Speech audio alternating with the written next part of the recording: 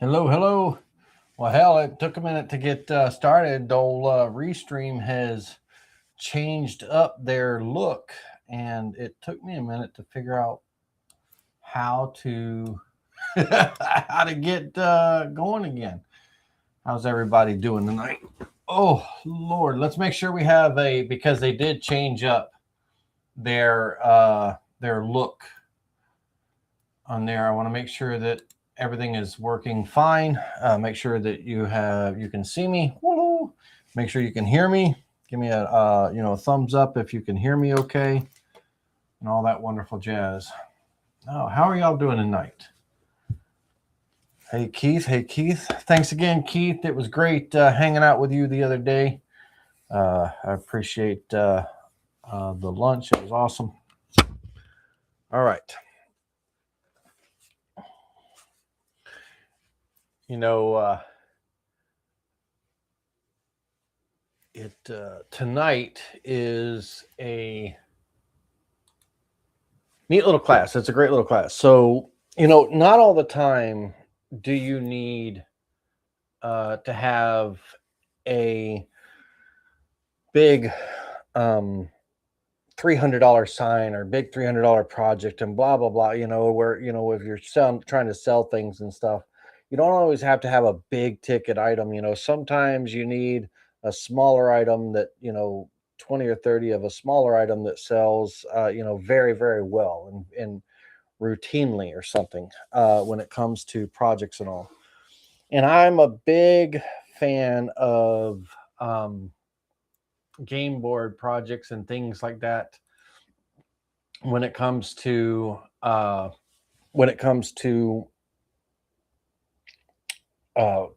projects that are attractive to, like if you're selling at the farmers markets or the flea markets or craft shows or fairs or what have you, that are attractive, on the shelf, clocks and game boards and, piggy banks, all kinds of stuff like that. Well, when it comes to the game boards, like tonight, believe it or not, we're making a farmhouse style tic-tac-toe board. And it may sound simple, but I mean, it's a project board that will sell from between anywhere from $25 to $60, depending on if you make it out of, your materials, pine, cherry, walnut, whatever the case may be. But other than that, there is like a farmhouse style. I love farmhouse style things. It can be customized and engraved. It just kind of has a little bit of a rustic look and stuff. But there's farmhouse style checkerboards. There are serving trays. There's cribbage boards that sell really well. Cribbage boards. A lot of people play cribbage. Cornhole scoreboards. Now, and cornhole boards themselves, right? That's a kind of a bigger item, but the scoreboards that mount kind of right to the cornhole board. The little scoreboard is a great little attractor at shows and stuff. Very popular because a lot of people play cornhole, at the different events and things like that. So, long story short is, like I said, is tonight's project isn't necessarily about a big ticket item that you sell for $200 or $300 or whatever and everything. It's about those smaller items that you can batch out. I mean, this project, you can batch out quite a few of them in a few hours, and that are easy to replicate, easy to carve, easy to design and make, and then finish and stuff, and good little sellers. So that's what tonight's lesson is going to be, and I am hoping that you get something out of tonight's class. That's it. So hoping you get something out of tonight's class. All right, let's see here now. Give me just a moment.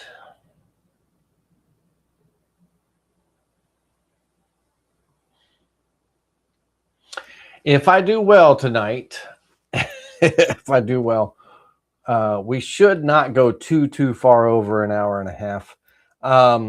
should probably be able to stay right in with that, and it should be pretty straightforward. So with that being said, in this 90-minute class, we are going to make one of those projects that you can make under, off quite a few in under an hour, or one or two at least in under an hour, and sell all day long in the market, right? So that's our goal.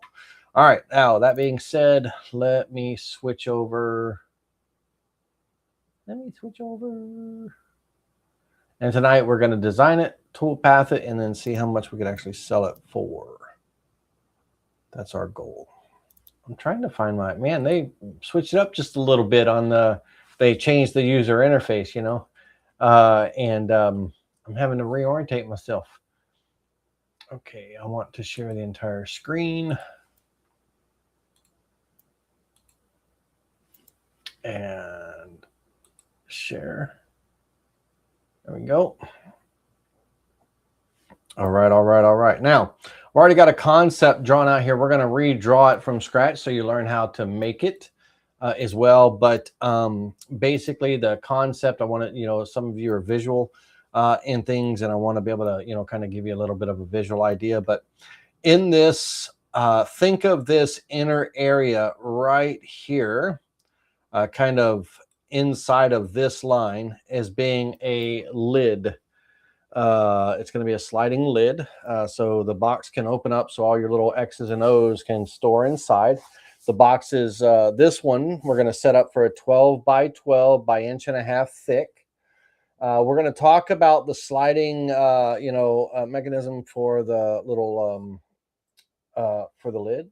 We're gonna talk about that, and then the in this top area here, let me see if I can, let me make things bigger so everybody can see. There we go. In this top area here, we can customize it with a family name and date and stuff. We're going to have we'll be able to, over here in these two areas here, we'll be able to put a couple of little emblems of some sort. And with a farmhouse style, you're thinking like, like a little farmhouse, a little tractor, cow, some wheat, something like that, little graphics and all. So we're going to kind of play with that and stuff. And, we could do something like, let's say I'll use Keith as an example, but, the Kesslers, and then, established, a date and everything would be kind of right in here.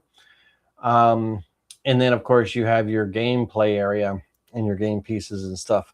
So this is the concept. We're going to draw out the vectors over here so you can see a bit, basically how to make this from scratch, your own drawing.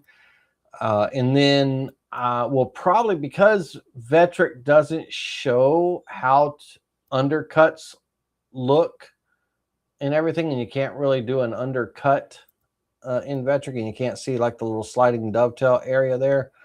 We may, if we have enough time, we may pop over to SketchUp and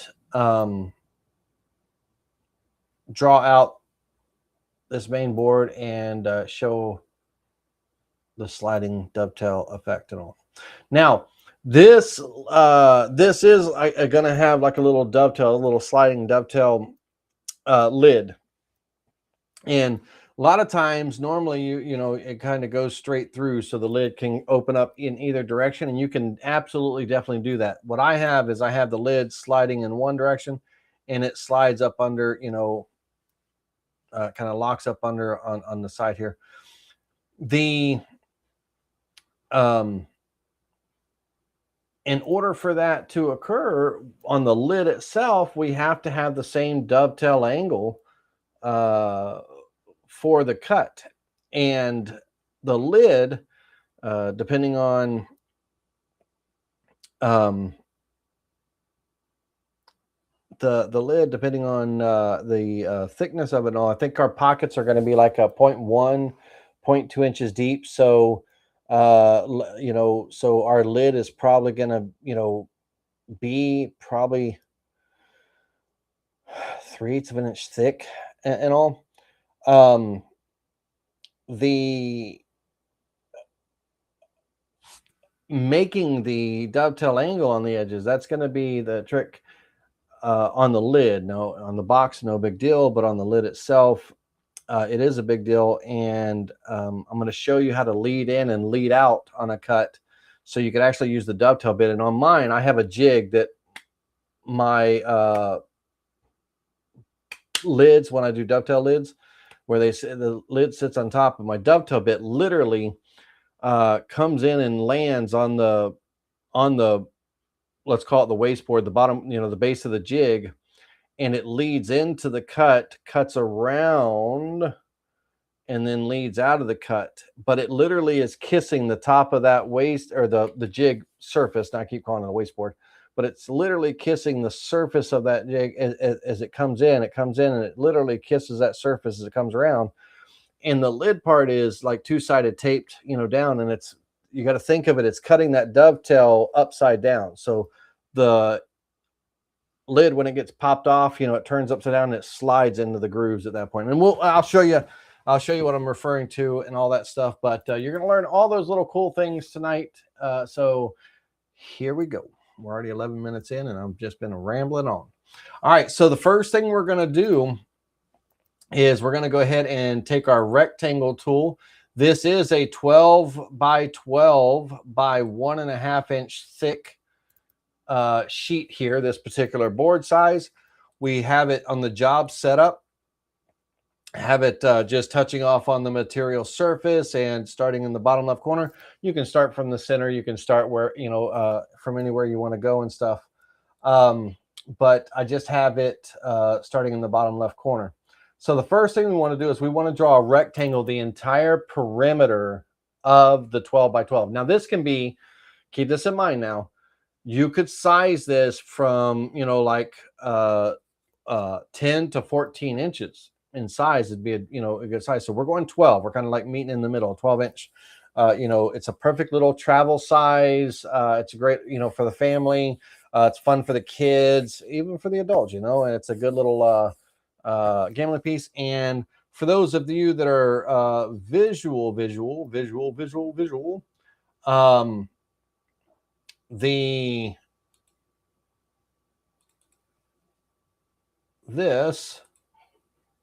give you an idea what that will look like.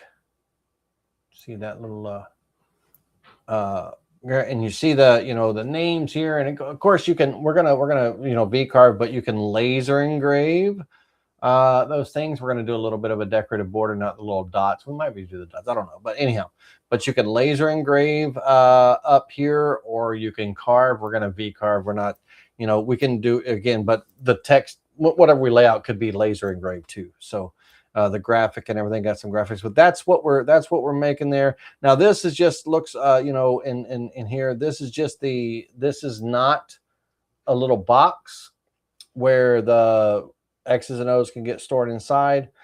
This is just a block of wood with the pockets and all carved into it. It's not a box. We are making a box tonight, not the solid. You can go either way too. Now, you can have a little drawstring pouch with your X's and O's in there, and you could literally, this could be a 12 by 12 by I would recommend, give it some kind of stoutness to it, inch and a half thick, with the pockets and the name engraved in it. And they've got the block, solid block, and then the little pouches of X's and O's, and it comes as a little kit. So you don't have to worry about the dovetail lid, the sliding lid, or any of that stuff, right? So either way, we can do either way. We're kind of stepping it up a little bit. We're going to be making the box version of this. All right. So there you go. Okie dokie.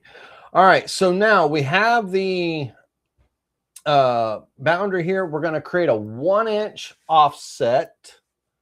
1 inch offset. So we're going to go to the offset tool, offset inward, and we're going to go 1 inch. 1 inch. We're going to use square corners, select new, and we're going to click that. Okay, so that's going to be one area.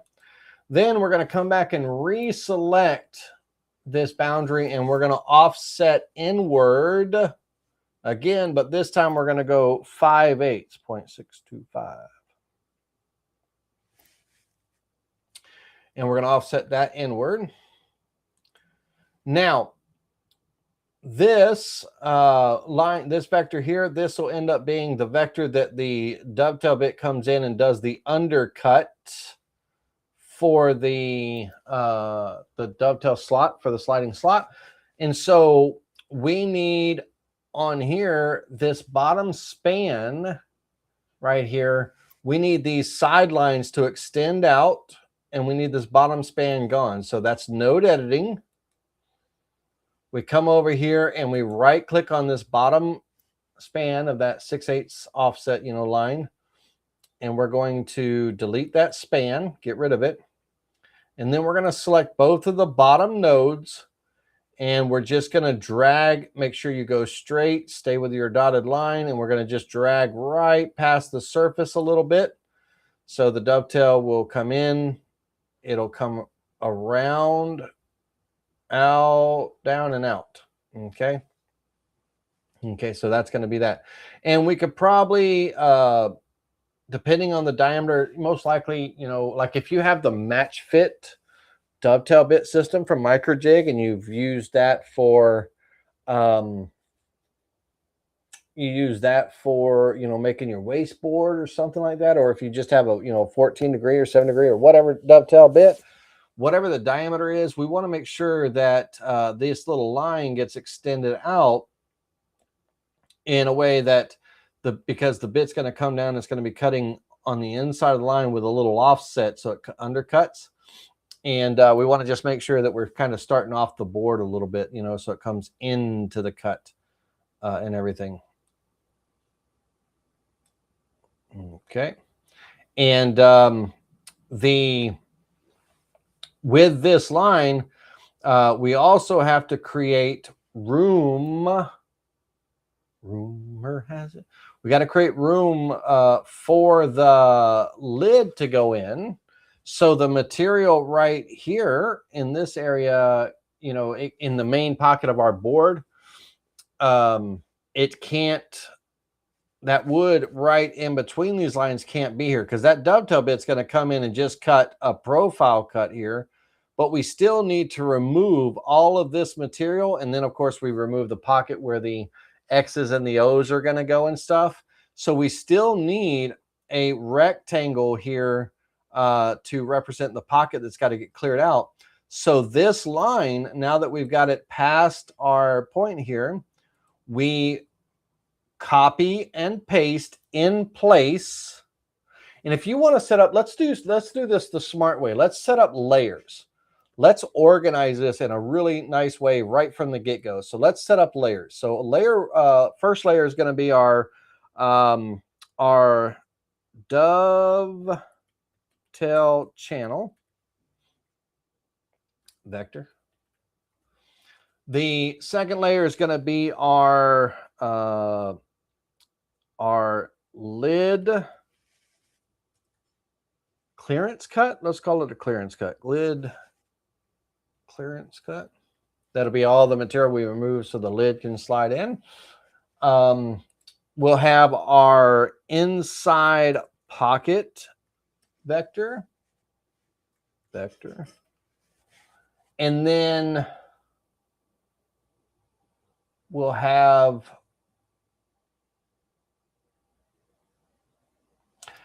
we can make all of our layers right now, but they can even apply to other sheets. So we'll have a layer for our X and O vectors. We'll have a layer for the lid grid, and then lid profile. Okay. So that's all of our layers, and we can add colors and all that stuff to them and everything. But we'll do that. We'll deal with all that in just a moment.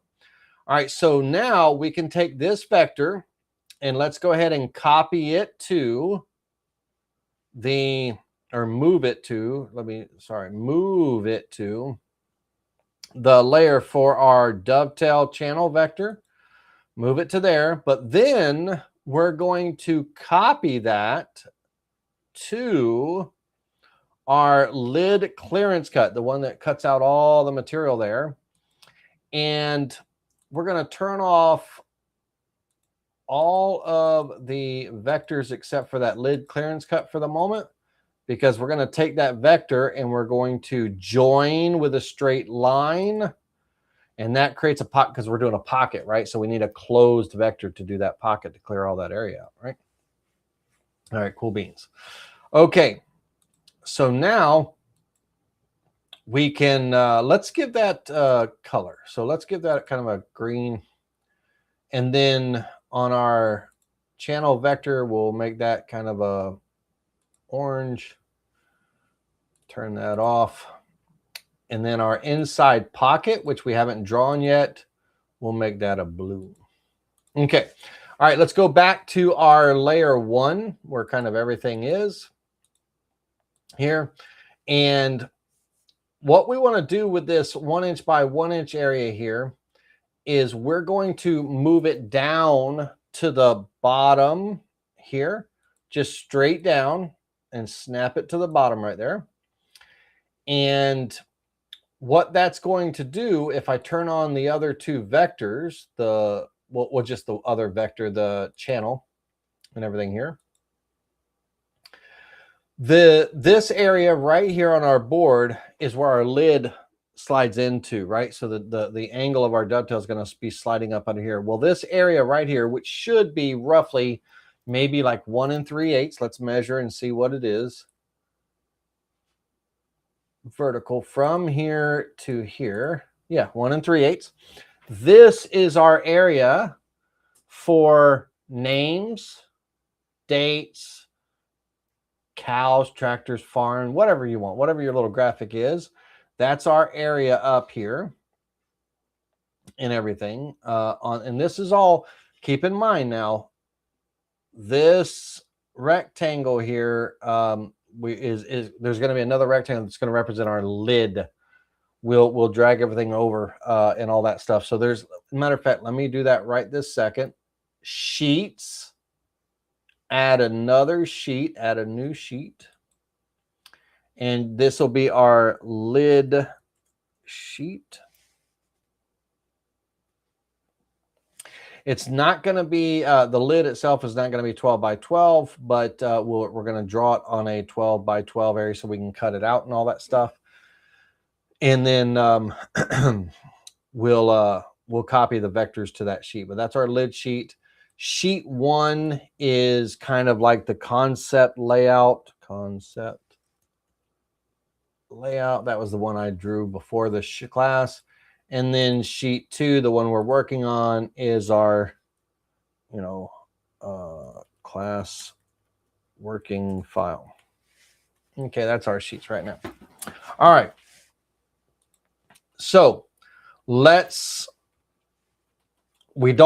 missing the pocket for our actual pocket where the letters go, when they're stored away in our box. We haven't gotten that drawn yet. Let's focus on the lid for a minute, and then we'll copy our lid vectors over to where they need to be and get them out of our way. And then we'll create our little pocket area for, the storage and stuff. So here inside this 1 inch by 1 inch area here, let's close the measurement tool. We can delete that measurement, 1 3/8. We don't need that anymore.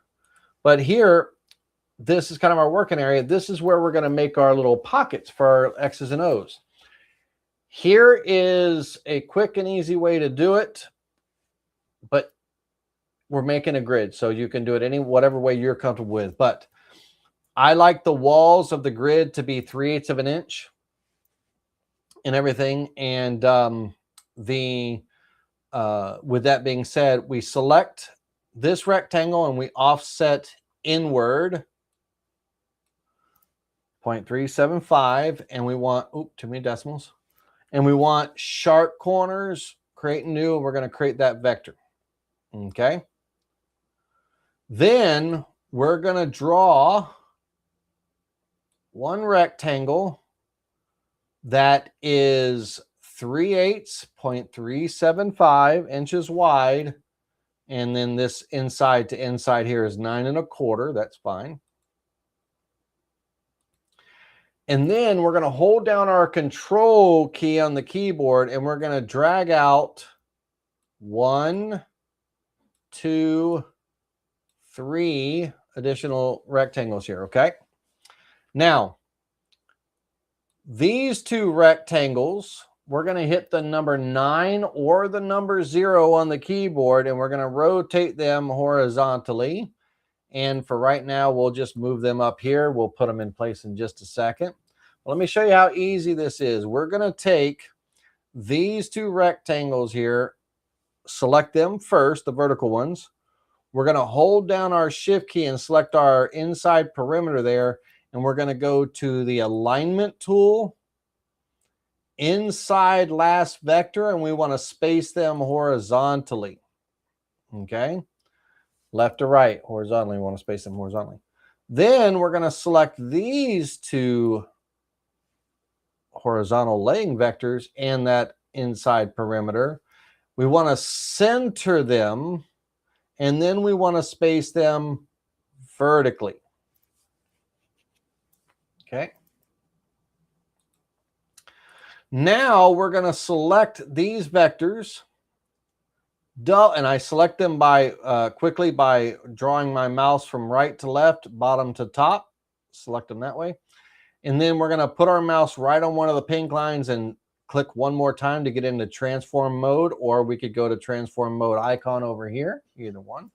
But I'm going to hold the shift key down. Now the shift key is going to allow this part to stay centered, but I'm going to hold the shift key down and I'm just going to drag, and I like to zoom in, but I'm going to drag just to the left a little bit to create a little bit of an overlap.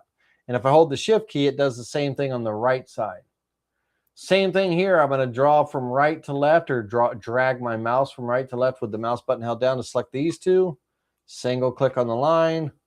Hold down the shift key. That keeps it centered while I just drag, create a little bit of an overlap. Okay. Cool beans. All right.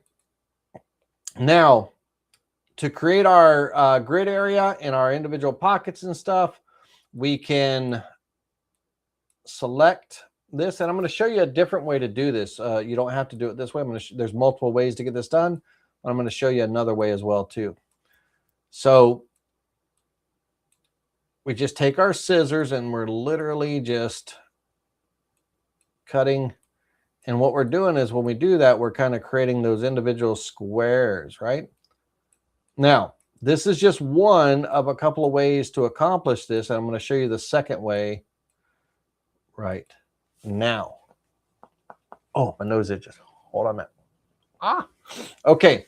Now these squares, based on the size of our inner perimeter, with 3/8 inch walls and 3/8 inch gap in between each of the parts, our actual individual squares come out to be roughly about 2.833 inches. You want to be exact, it's 2.8333. And how do I know that? Well, if I move myself out of the way, let's try this one more time. Move myself out of the way here. I could select one of those vectors there, and you can see down at the bottom, it has a width of 2.8333 and the height of 2.8333. We can also, if we don't want to look at the bottom corner, we can also go to the size tool, open that up, and it shows us right there in the size tool as well. Cool beans, cool beans. All right, now let's say that I knew what size my square was going to be, and I know that for this size 12 by 12 board, my pockets are going to be 2.8333. You could write that down, make a note for yourself or whatever. But I could absolutely come in here and draw that square. And I could absolutely use the array copy tool. And on the array copy tool, I can go 3 rows across and 3 columns across. 3 and 3 with a gap in between of 0.375 on the X and a gap between 0.375 on the Y. Now I'm actually going to do a negative 0.375 on the Y so it draws downward instead of upward. Negative 0.375 on the Y, and then hit copy, and it would create that grid. G for group, just to group it together. But then I could come over and I could take that grid and snap it into the center of this rectangle right there. And I don't have to do any, draw the rectangle, copy it 4 times, turn 2 horizontal, line them up, trim the vectors. So it doesn't matter which way you get it done. There's a couple of ways to do it. And this, if you know your numbers, this is an easy way to do it. But if I don't know the size of the squares, because I might be doing a 14-inch board, a 10-inch board, or something like that, and I don't really know the first time I'm drawing, then the first way I laid it out would be the initial way so you can get your sizes and everything. But when you know your sizes and all, if you ever had to draw a grid, you can just create the one square and then create your grid. Okay? All right. So either way, copy array tool or the 3/8-inch rectangle spaced in between that vector horizontally, and another copy of them rotated, spaced vertically to create the same thing. Okay. Cool beans.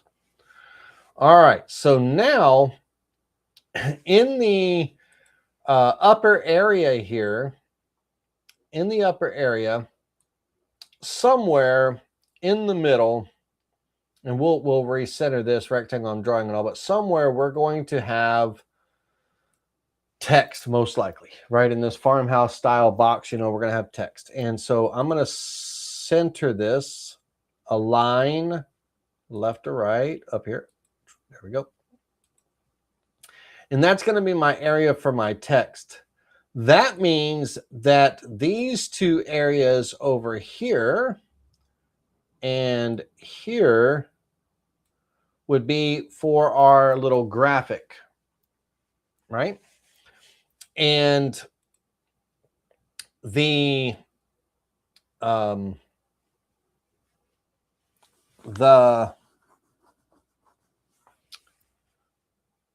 lid that slides in goes all the way up. If you're doing it where it's a stop, or if you're doing it where there's, it slides and can open either way. The lid is this whole area right here, that rectangle. So if you have it stopping, then you have to determine what your dovetail, the undercut that it creates, how deep that undercut is. And imagine that the dovetail is cutting on this line, offset inward a little bit, but it's cutting on this line. And so there's an angle coming in. Then where that bottom of that dovetail cutter cuts, that's where this rectangle would go to, because your lid would have to stop there. It would kind of like stop into that stop, right? It doesn't go all the way through. But if you just do a straight dovetail cut on both sides, create that groove, then your lid can go all the way, from one end to the other here, and it could just slide in both ways, either way. And right here,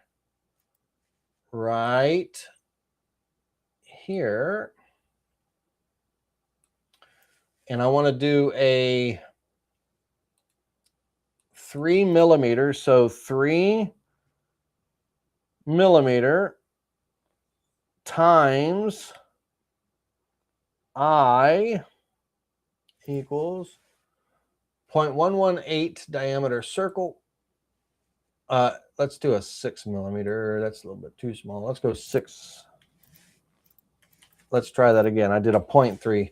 I was wondering why that looks so small. 3 times I equals, that's that. And let's do 6. 6 times I equals, yeah. There we go. So a little 6 millimeter rare earth magnet. When you slide it in, it snaps into place, right? You know, so it doesn't just flop around or slide in and out of the grooves. You know, a little magnet stop.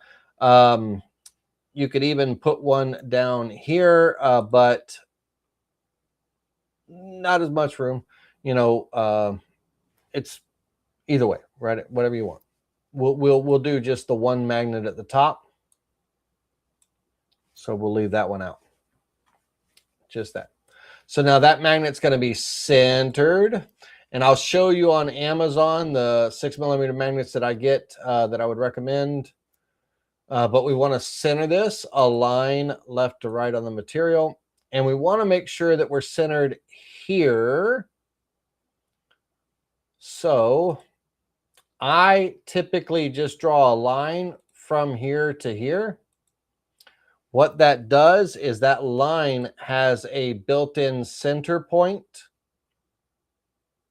So I can select this circle first, this line last, and I can align to that last item up and down and shift that, get it centered up and down, right? And then get rid of the line after it serves its purpose, right? So now I'm centered here in this area. So now we have our vectors, you know, drawn out. We can actually come in here and we can select all of our vectors except for this one right here.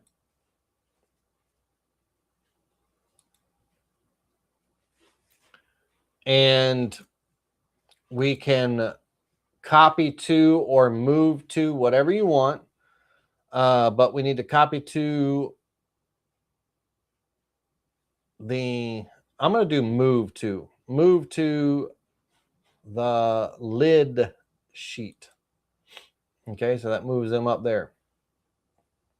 All right, all right. All right, all right.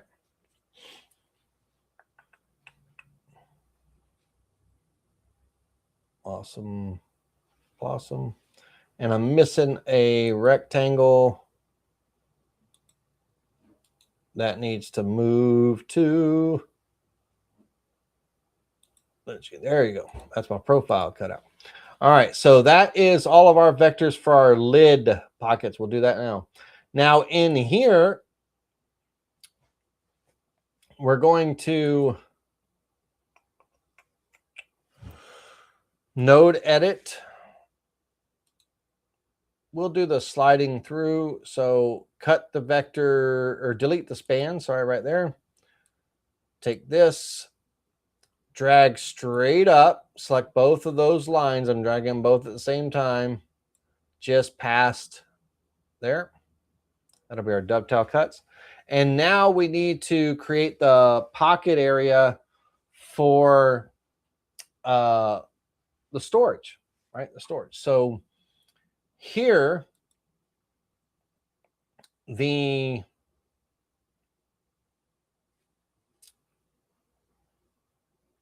can do, doesn't have to be a big pocket, but let's do a 1.5 inch offset inward, 1.5 inward on that perimeter. And that could be our little storage pocket right there. And so when the lid slides in, it rests on the walls here, you know, and we have to have a pocket cut, which I've already drawn that vector. It's on the other layer if I turn on my layers properly.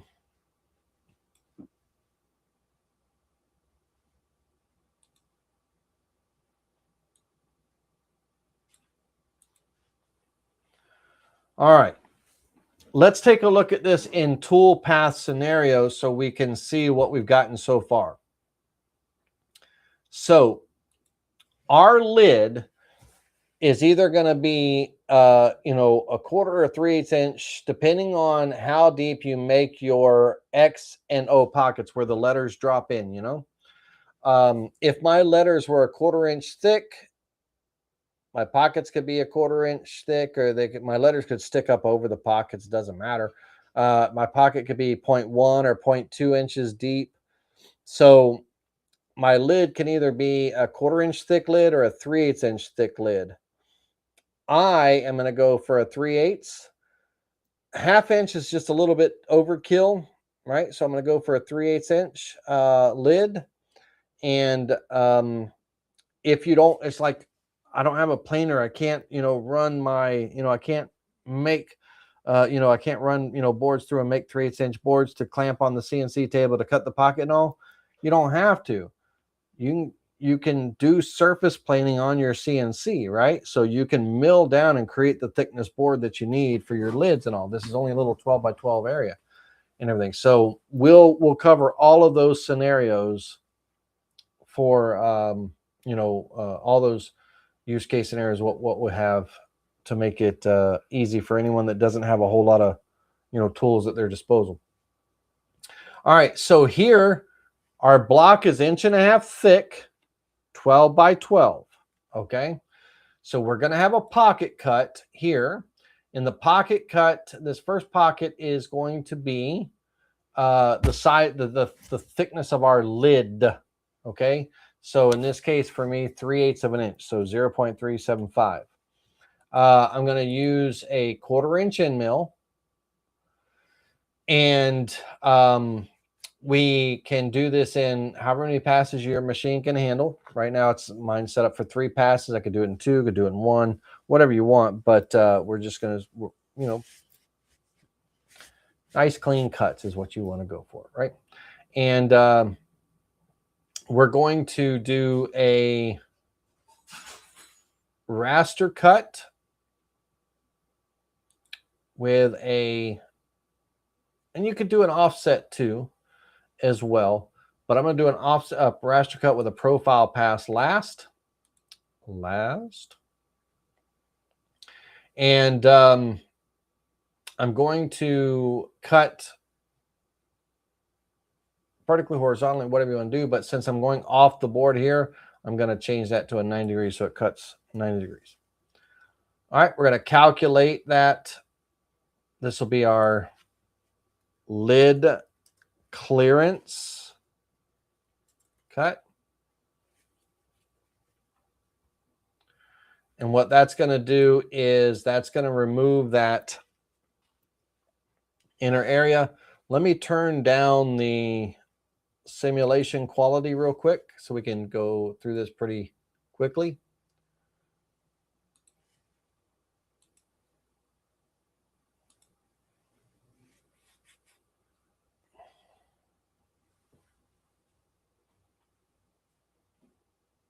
Okay, so that's what we've got here. Then we're going to do a inside pocket cut here, and this will be if I've got 1.5 inches. If I've already taken away 3/8 of that, that leaves us with 1 1/8 inches. And if let's say I want a 3/8 inch bottom or something, that we can do the math and we can, get our pocket cut to whatever depth we want. So let's go pocket. And here on the cut, I'm going to do my 1 1/8 inches that I have remaining. I want to subtract how much I want left. So let's say that I wanted a 3/8 inch bottom. Then I would put in 0.375 and hit equals. And then that gives me my cut depth. Okay. And so 0.75 is good because these letters are going to be, 1/4 inch thick. They'll be jumbled in there and thrown in there. So that's definitely a deep pocket. We could even go, a 1/2 inch deep and still be good there, but 3/8 is fine. So we are already starting at 3/8 of an inch down because that 3/8 is gone from the surface. So we're touching off on the surface and we've already removed that 3/8. So we're going 3/8 plus another 75. Okay.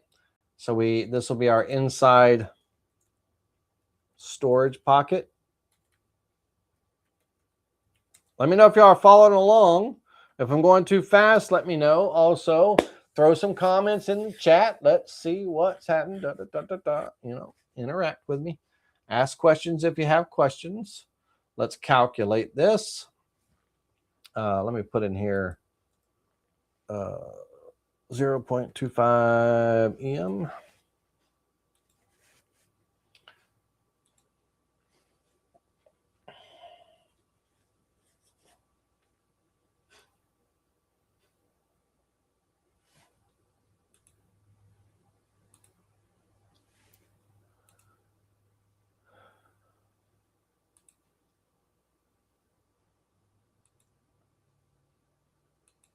And let me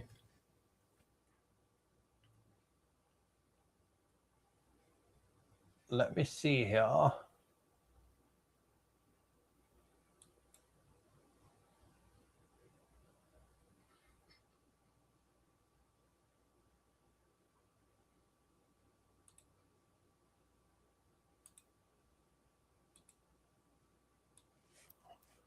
I want to pull over,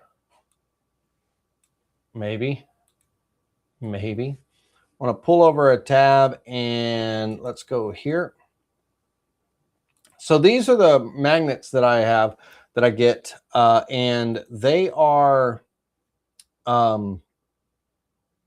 great for little crafts and things and all kinds of stuff. And they are 6 millimeters by 3 millimeters thick. Okay.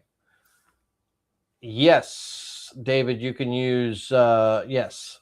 So on your materials and woods, this, depending on what material and wood that you use, depends on the price that you're selling it at.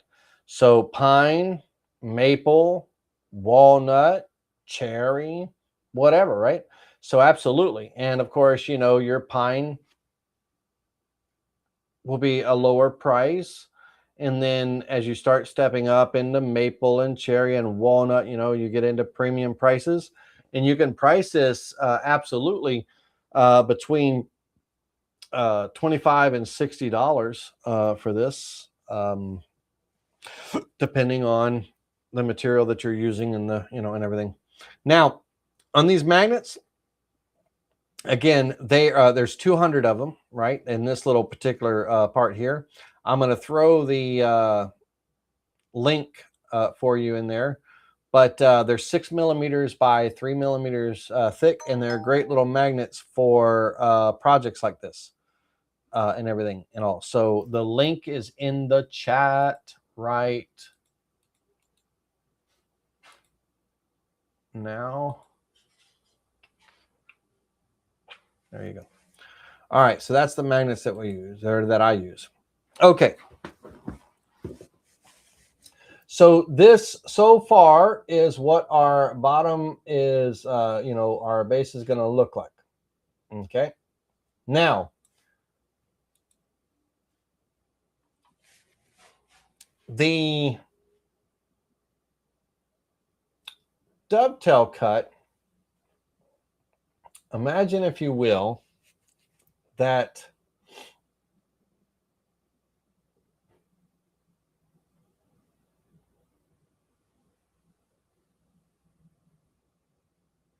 what am I trying to do here? There we go. Imagine, if you will, if I'm using or doing a 1/2 inch wide dovetail bit. We'll go a 1/2 inch tall. And let's say that I am using a 7-degree dovetail, right? Or 14-degree dovetail, whatever the case may be. If we're doing a 7-degree dovetail bit, be 83.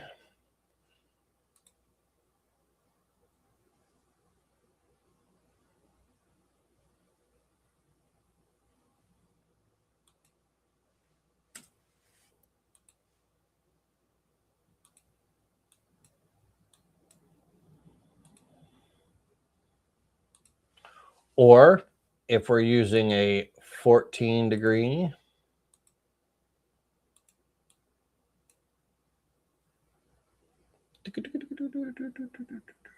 get my lines going on here.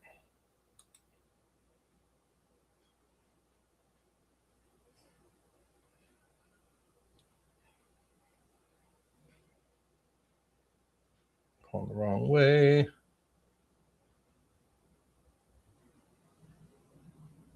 Come on now.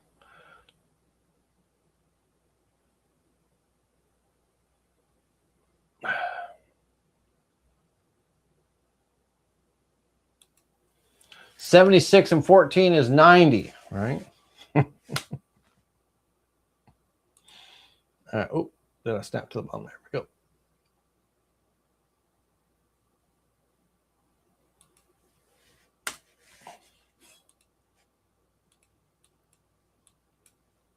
Right.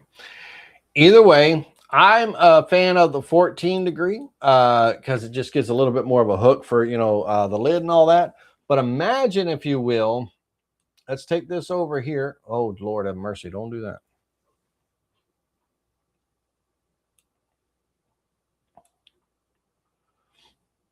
Imagine, if you will, that you're cutting the, and it's hard to look at this is not the right way to look at this because the bit is upright, not laying down and everything, but there's an offset depending on, you know, your cut and everything. There's an offset that our lid, and you have to remember now, I drew that lid. This is important, what I'm about to say here. I drew that lid rectangle here, this lid right there, up to this line. If I do that, then there's no material, there's nothing to slide underneath, right? So this line is basically this line on the lid up here, this outside profile, that's the top of the cut, and it angles downward to the bottom of the cut. And I'm going to show you how to do it as a chamfer toolpath, but I'm also going to show you how I do it with a dovetail bit as well too, which is a little bit faster.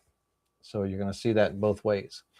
All right, but anyhow, so very important to keep in mind now, this, we're on a 12 by 12 here, and it doesn't mean we do a profile cut, shoot, and zip it on this. This is the top of the cut. There's an offset, an angle offset outward that creates our dovetail that slides under this channel, depending on, you know, what we end up setting up and stuff. And very, very important, you know, when that when we cut up on this line and we step our bit over, when we do that profile cut, we step our bit over and all, the we're going to use this line as our reference and all, and the bit's going to cut right up on that line, and it may shave a little off. And so sometimes it's good to have like a cut done and then measure in between, make sure, you know, that we get a nice fit on the lid. We want we don't want it too tight to where you have to beat the lid in to get it in there, you know, one nice little play. So this, when it cuts and all, it may cut just a little, just enough of a hair off, you know, as it's skimming up that line to give us our play that we need, you know, and all that stuff. But we absolutely have to account for that. Don't be too tight. Now, if I were doing this in SketchUp for visual purposes and all,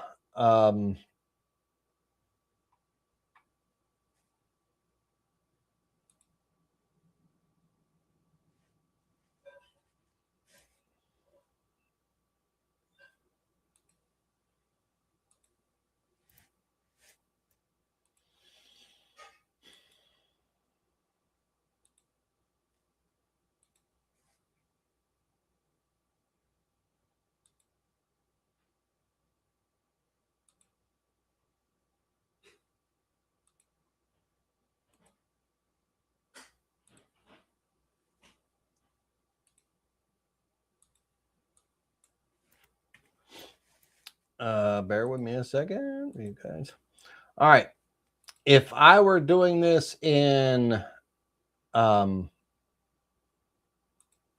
SketchUp, imagine, if you will, that I have a 12, area. And on that 12 by 12 area, I pull that up 1.5 inches. And then here, I come in 0.625, 0.625.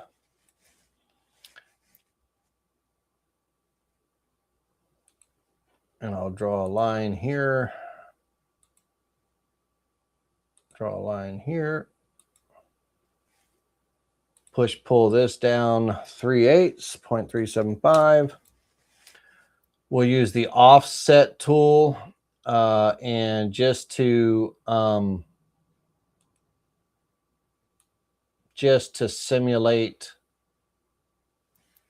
it's not going to be exact and all, but just to simulate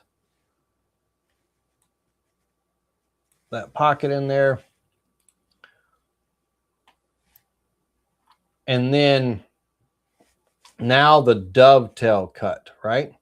So on the dovetail cut, let's break out the old protractor.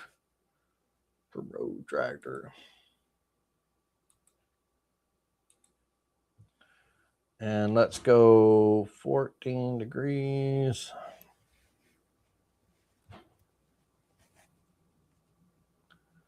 Old protractor.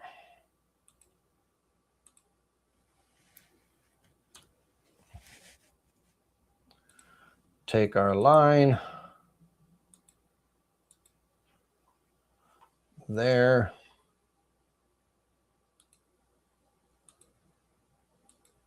There.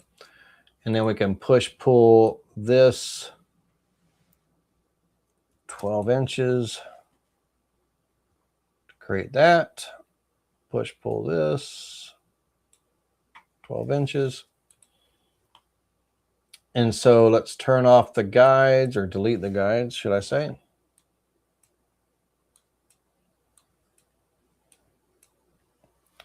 And so that's what our lid is going to look like. And Vectric doesn't show undercuts. And therefore, SketchUp is great for visualization, but that's what our box is going to look like. Besides, we're going to have a magnet,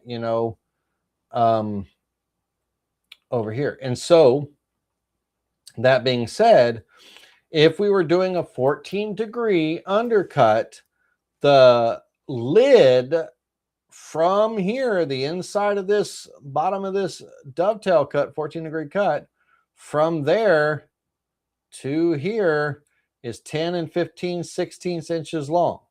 Okay.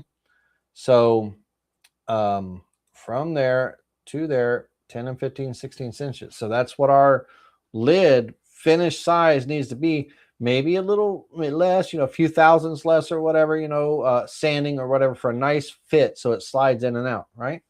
But that's going to be our there. So let's say, just for, again, shits and giggles and visual purposes, let's go ahead and draw a 10.9375, comma, 10.9375, enter.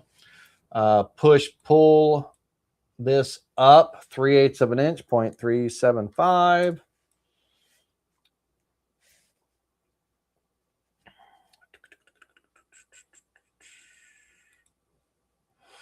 Our grid and all would be in here, 0.1, 0.2 inches deep, 0.1, 0.125 would be the max, just, little pocket area and stuff.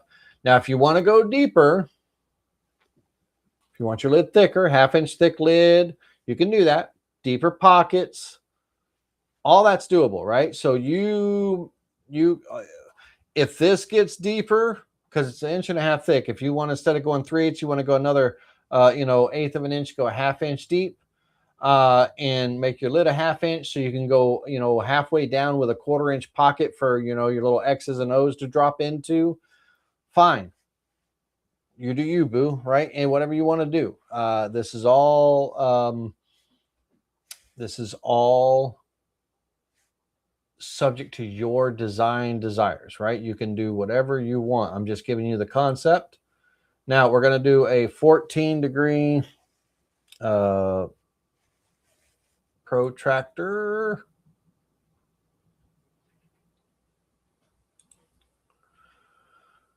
All right, from here to here, let's go over 14 degrees. From here to here, let's go over 14 degrees. Take our line tool, draw a line from here to here.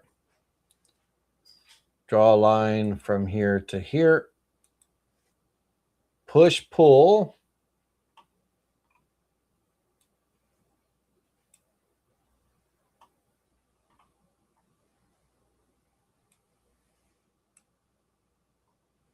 Okay, now I'm going to triple click on this to create a group. So, and this one too as well, triple click on that to create a group.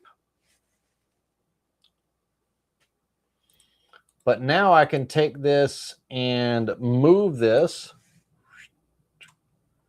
come up here and bring this in and snap that right there. And then I can push, push that into there.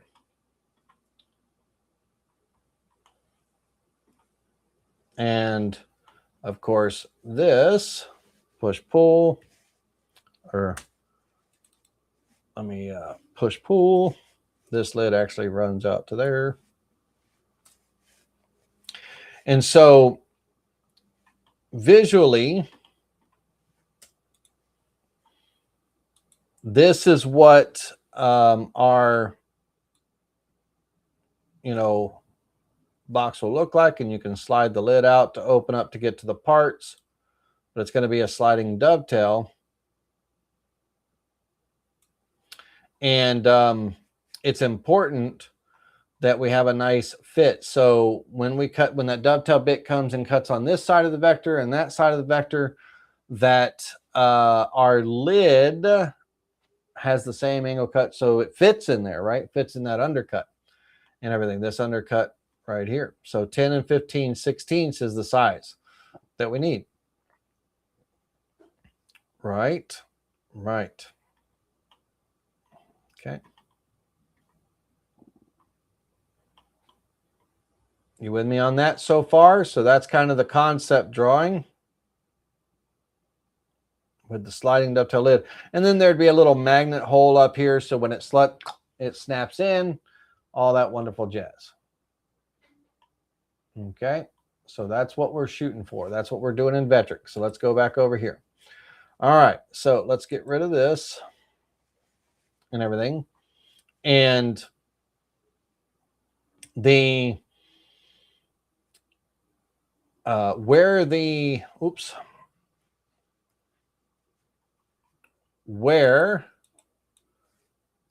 imagine, if you will, okay, imagine, if you will, that this straight line is the dovetail bit sitting on the top of the board, top of this board here. And I need the dovetail bit to cut 3/8 of an inch down, right? So if I move this line upward, relative move, 0.375, because that's how thick the lid is. Okay. This, if I measure from the point of the dovetail bit's base to where the bit side is going to intersect with my line at that 3/8 of an inch cut, that I need a horizontal measurement, not a vertical. Bear with me a second. I need a horizontal measurement. So from here to here, that offset distance is 0.0932. Double that. So if I take my vector here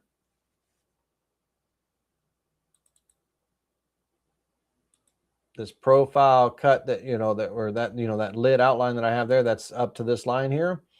If I take that, go to the size tool, and I increase just the width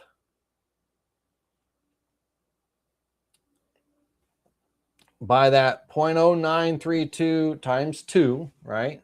So already the lid is 10 3/4, but I'm going to add 0.0932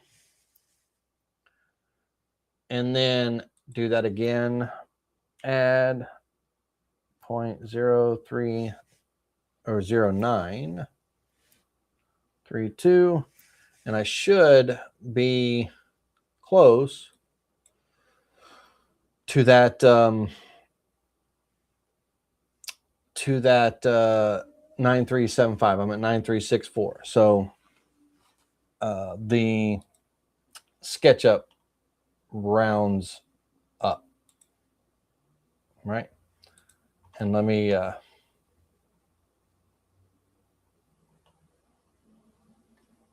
verify my upper measurement here in SketchUp and see if I'm just correct. Yeah, 10 3/4 plus, let's see if what this number comes to from here.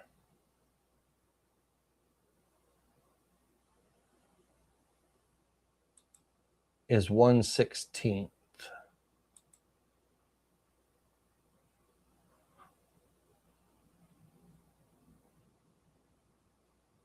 From there to there. Let me see what SketchUp's rounding me up to here.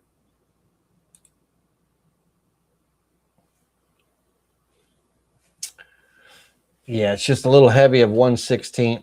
So 0.09.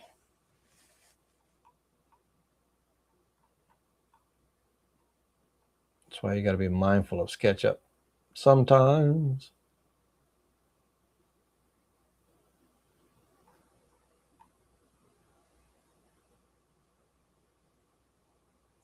$10 3/4 plus 1/8 is 10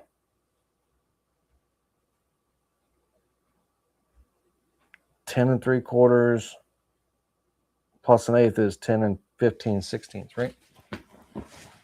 So yeah, that's where that number comes from. So in our drawing here, based on this 14-degree bit, the actual number is at a 3/8 inch cut is 0.0932. So our lid needs to be, come back over to here, 10 3/4 plus 0.0932. Oh.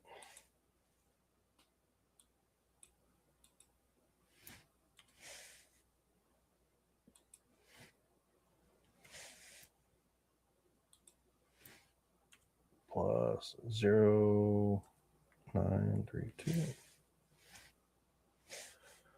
10.9364 instead of 9375. So either way, we're just right there in that area. So 10 and 15/16 will get you where you need to be. And then you can sand to adjust that little bit. All right. So very important that you understand that. Hey, Doug Fushi, how you doing, bud? All right. And so it's important that you understand that and understand that up here, this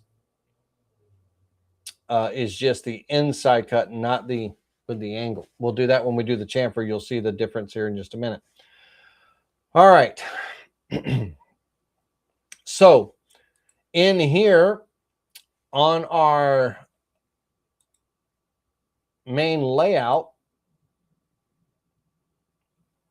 this is our cut up to this point, not counting the dovetail toolpath, which we're about to do. Okay. The only thing is the Vectric software will not show the undercut. So we can't really simulate it, but we got to create it. So we select this line and this line, it's a profile cut, 3/8 of an inch deep in one pass. So that's very important. 0.3/8 of an inch deep. And we want to make sure that we do it in one pass because it's a clearance cut and everything. So it does it in one single pass to do that dovetail cut. We're going to be cutting on the inside of the line, but we are stepping over our offset allowance. That's how far the bit, comes over. Because if we don't, then it's going to take the bottom of the 1/2 inch dovetail bit. And if we don't do the step over allowance, it's going to take the bottom of the bit and it's just going to run the bottom of the bit along that line, and it's not going to do the undercut. So we have to do an allowance offset. It's a negative number. We're crossing over this line. And our number is going to be, 0.0932. 0.0932.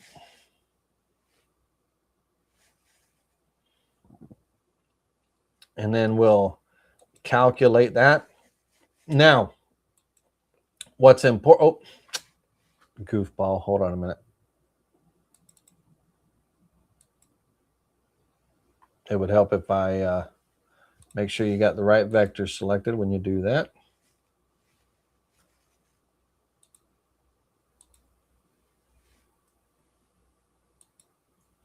Now, this is a very important thing. We always, when we calculate the toolpath and everything, we always look to make sure we're cutting on the correct side of the line. So if we look at the 2D view, you can see that on this side, I'm cutting on the wrong side of the line. And on this side, I'm cutting on the correct side of the line. It's because of the nodes, the starting points and everything.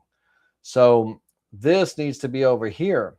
So it's very important that in our vector, and we also have to set up the right bit too. I don't have the right bit set up, but it's very important that on our lines in node editing, the start point here is cutting on the correct side, but this vector needs to be the start point for this cut because it needs to cut on the inside of the line here.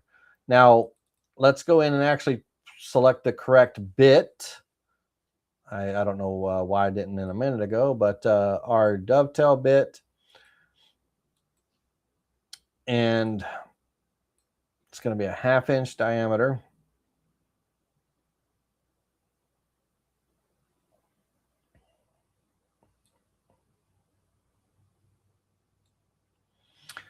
Now, this is the important thing. It's a dummy bit. It's set up like an end mill. You cannot draw a tool and add a tool with it in the tool database that has an undercut in it. So dovetail bits, keyhole bits, and things like that have to use dummy bits. So it's set up like an end mill. So it's called dovetail dummy, right? And right now, the name up here is wrong. It's it's a 0.5 diameter, right?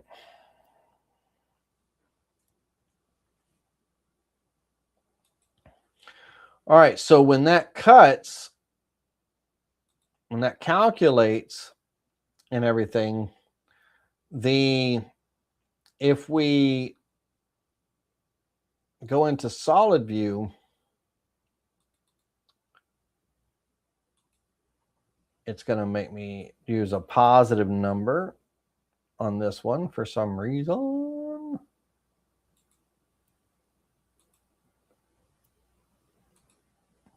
All right, hold on a second.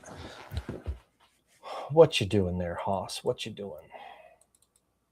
Oh, hold on a second. 0.09, ladies and gentlemen, not 0.9. That's almost like an inch. That's why I was like, why in the heck is that so far over? And it is going to be a negative number. Calculate. 0.09, ladies and gentlemen. And it is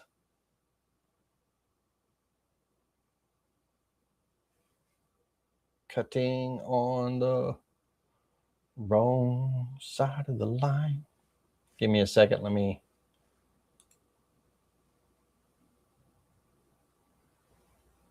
cutting on the wrong side of the line.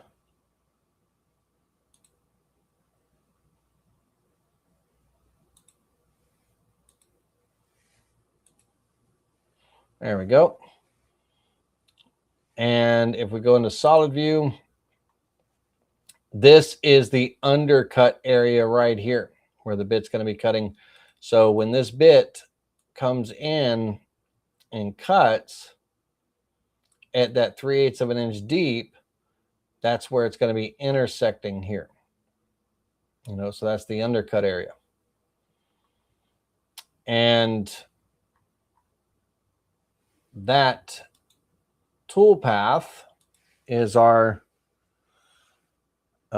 base dovetail cut. Dovetail lid groove cut, dovetail cut, whatever you want to call it, right? Whatever you want to call it. Okay, you guys and girls still with me? I'm going to put you to sleep yet? We're an hour and 16 minutes in. Hopefully you're still with me. All right, so now we need a third sheet set up. This time, this is going to be for our letters. Letter cutout, our X's and O's. And on that letter cutout, it's going to be a 1/4 inch. We don't necessarily need it to be a big old 12 by 12 to cut out the letters. We can cut them out literally in a 6 by 6 or something like that. For the letters, ladies and gentlemen, for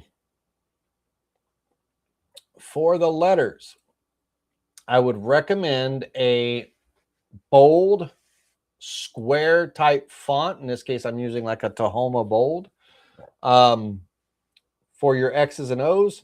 And the letters themselves are going to be 2 inches tall. Okay, so you're going to have or 2 1/4 inches tall, and you're going to have X's and O's.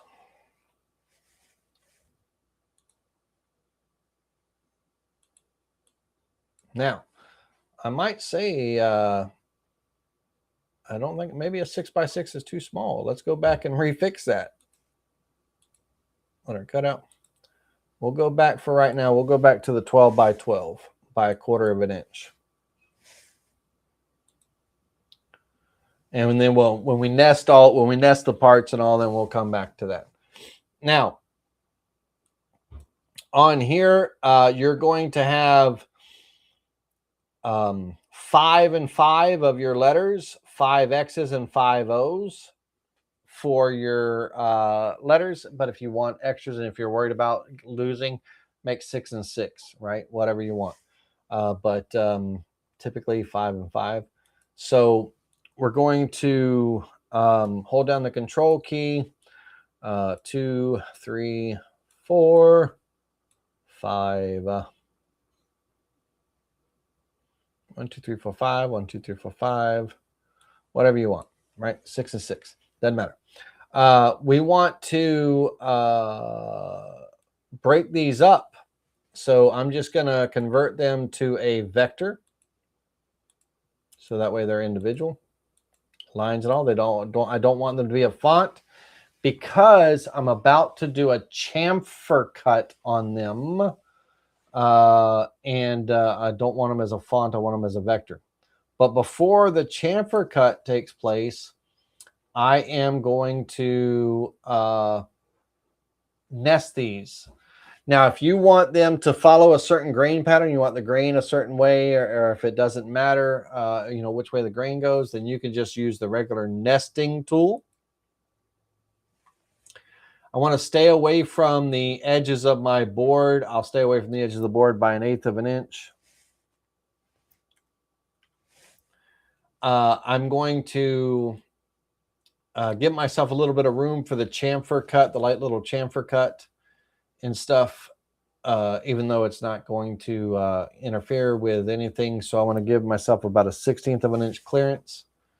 And then the gap in between the parts, I'm just going to give myself an 1/8 of an inch in between the parts.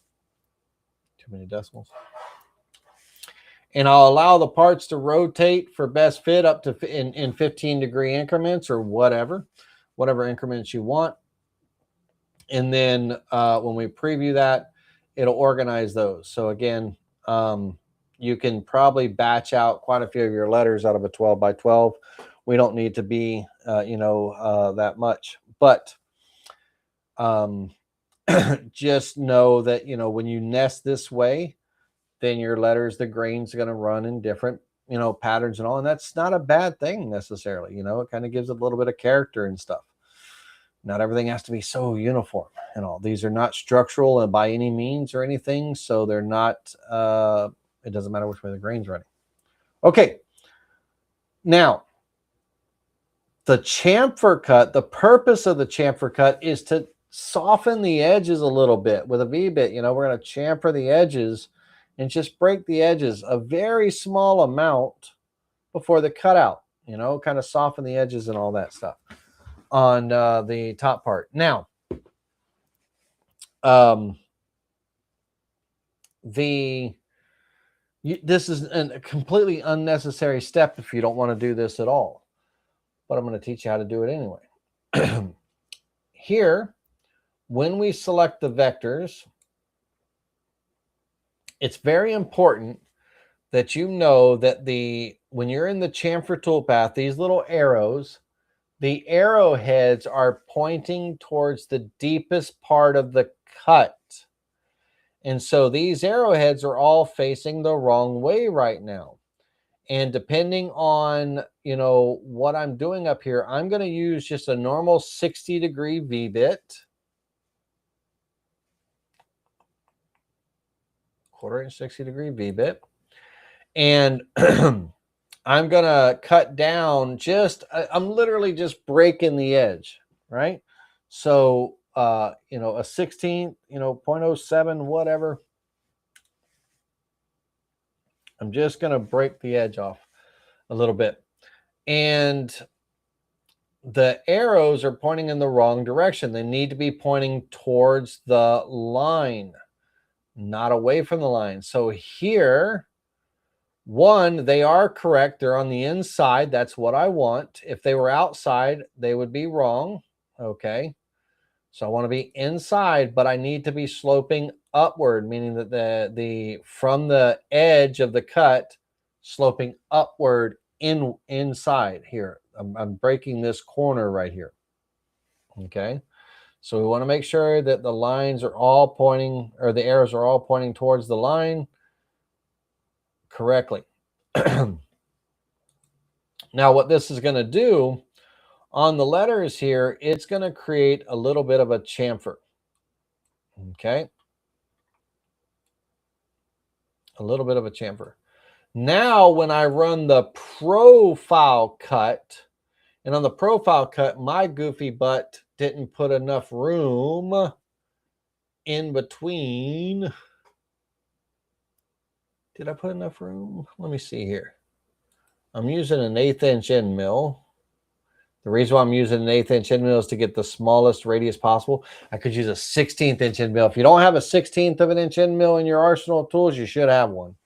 If I wanted these to be a very small radius right in here, I could use a 16th inch end mill, and these would look really, really good with that. Nice, sharp. I wouldn't have a big rounded, radius here. I'd have a 32nd inch little radius right in here on these points and stuff. As a matter of fact, I'm going to do that. My profile cut is going to cut all the way through the material, 1/4 inch thick. And I'm going to use a 16th inch end mill. And I recommend off of Amazon the Speed tool, 1/4 inch shank, 16th inch, 2 flute, upcut and downcut.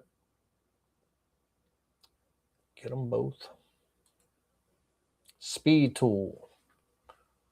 I have no affiliation with them, but I really like their tools. We're going to cut on the outside of the line. Now, here, I don't want tabs. I don't want to have to sand these parts minimal, you know, sanding kind of like touch up edges or whatever that case, but I do not want to have to deal with tabs on these parts at all. So two-sided tape or painter's tape and CA glue, whatever, but there's no tabs, no clamps on this. Do not want to deal with that whatsoever. That's a nightmare scenario. So these are my X's and O's.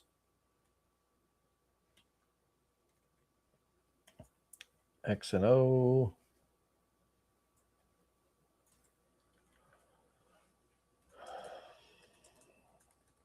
Cutout. 0.0625 EM end mill. Calculate. Now what this looks like here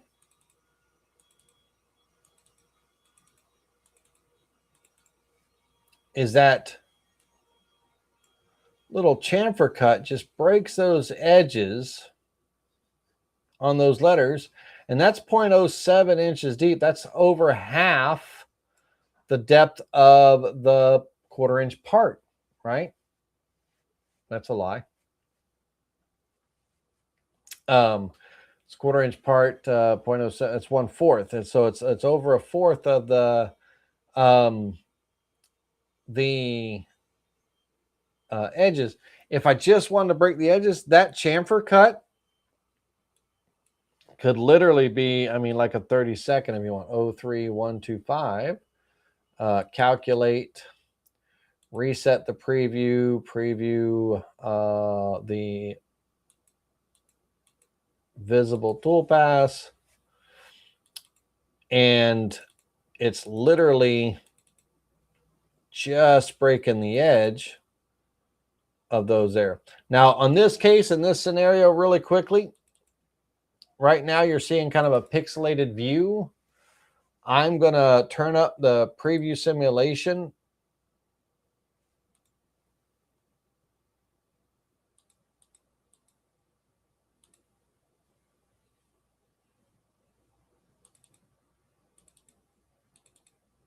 So you can see a little bit crisper view. But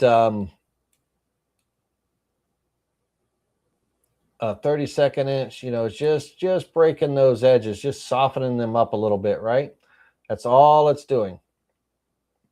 Now you can do that at the, you know, with a V-bit in the chamfer cut on the CNC. You could do it however you want. I don't want to be handling small parts on a router table, you know, with a, you know, a chamfer bit or anything like that.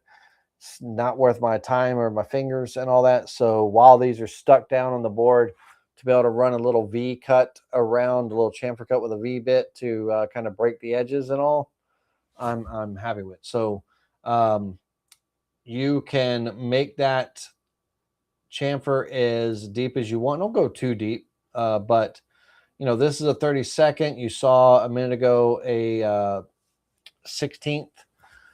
0.07 we went, you know, it's a little bit deeper and all, whatever you want. But that's our letter cuts. Okay, that's our letters. That's the toolpath, chamfer cut and the cutout. All right, so now that leaves the lid. Now the lid, I'm actually going to use an 1/8 inch end mill, so my little edges here are going to be rounded and everything on the inside. They're not going to be sharp squares and all that, and that's okay. I don't want to use a small bit you know, have it take a long time to cut these pockets out. You know, a 1/4 inch is too big for these inside corners, so I'm just going to go 1/8 of an inch and all. But so let's come over here and create these tool paths. So those vectors, we will be, remember now, this lid's only 3/8 of an inch thick. Okay, so pocket tool path, we're cutting, you know, 0.1, 0.2 is a little bit much, but, you know, 0.125 is fine. We're just creating a little recess for the little letters to go into. And you could even go 0.1875 if you want. If you want a little bit more depth, that's fine too. Whatever you want. This is our lid pockets. 0.125 end mill. Make sure that we select that correct bit. Stay with me, ladies and gentlemen. Good, Roger. Thanks for being with me. You're the only one that answered me there. So it might just be me and you, Roger.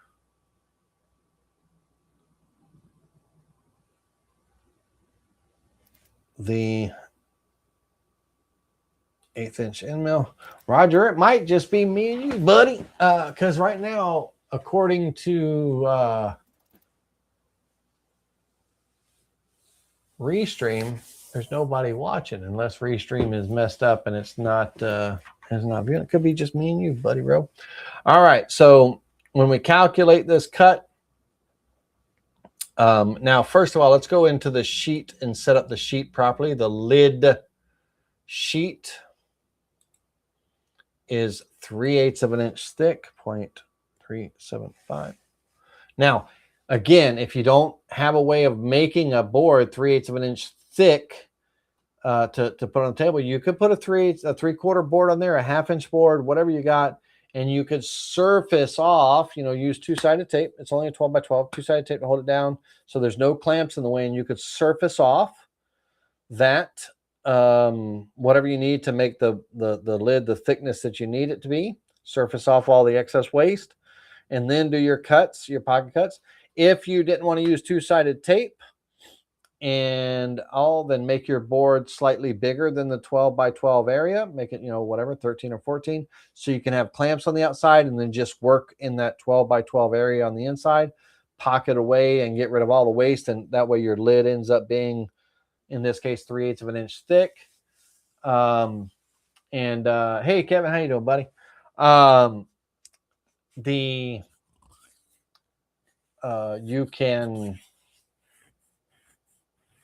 You can surface it down to whatever size you need. So if you don't have a way of making the board this thick before it goes on the CNC, then let the CNC bring it to this thick. Okay. All right. So in here, we're going to have our little cuts. This is going to be where the area, let's turn off the color. This will be where the, the little play area, if you will. And at the top, just for right now, let's bring in some of our graphic images.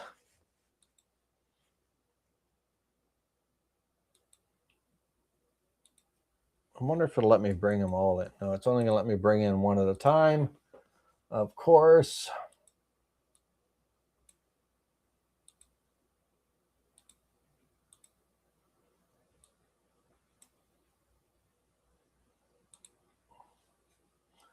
It's only going to let me bring in one at a time. Oh, that's a little bit one.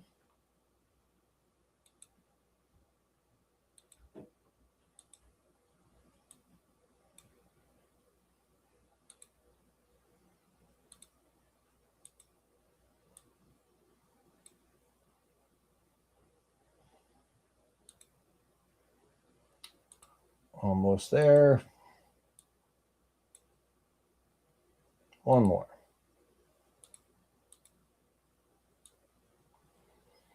Okay, so for these little areas here, we can, it's a farmhouse, right? A farmhouse tic-tac-toe board, right? So our little icons or little engravings, we can do something like a little farmhouse, little silhouette, nice little silhouette of a little farmhouse. This is a nice little simple farm type graphic and everything that could be used in these areas. They're going to go in this area right here and this area right here. It could be a farm tractor, right? Or a little tractor with a house farm. That's a nice little uniform vector there. Or cows or wheat or, whatever the case may be. Now for this one, I'm actually going to use this vector here for this example. I'm going to use this one here. And we're going to go into the Trace Bitmap tool.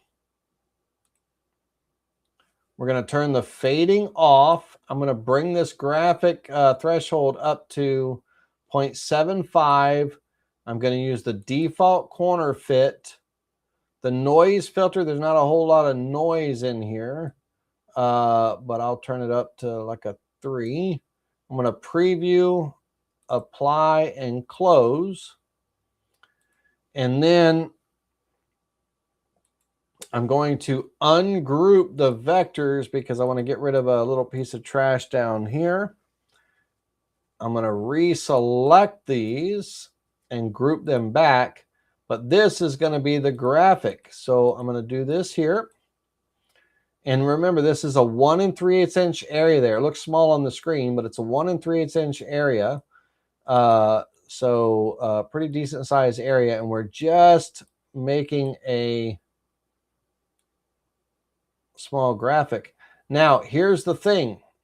On here, technically, the lid actually goes all the way up to here. You know, the magnet is on the underside there. So you don't have to limit yourself. Your text, so let me explain this correctly. Your text in your graphic areas can actually fit in this area right up, this whole thing, right up here. Okay, so I want to be in the middle of this rectangle here. So I'm going to select this graphic first. I'm going to hold the shift key down and select this rectangular area right here last. Go to the alignment tool and center in that last item. And then I'm going to scale this up by holding the shift key. That keeps it centered so I can scale it up. And I'm going to scale it up.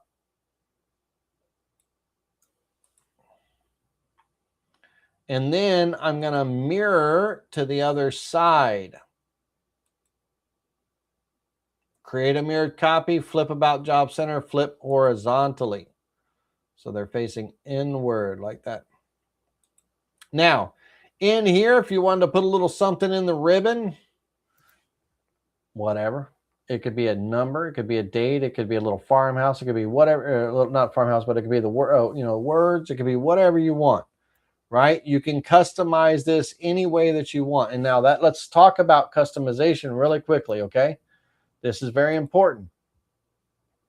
When we get into pricing, you know, when we're pricing something and all, you have your base layout. So in this layout, we have our little cows, our little graphic, you know, we have the family text and all, and that's not the, you know, customization.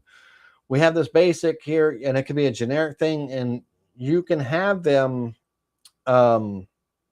if they wanted their name. Let's say that this just said, you know, a little saying or something, but they wanted to customize it with their name and date or what have you. So you can add personalization, $10, right? $10, so we can personalize in it, you know, add a little personalization to it. You could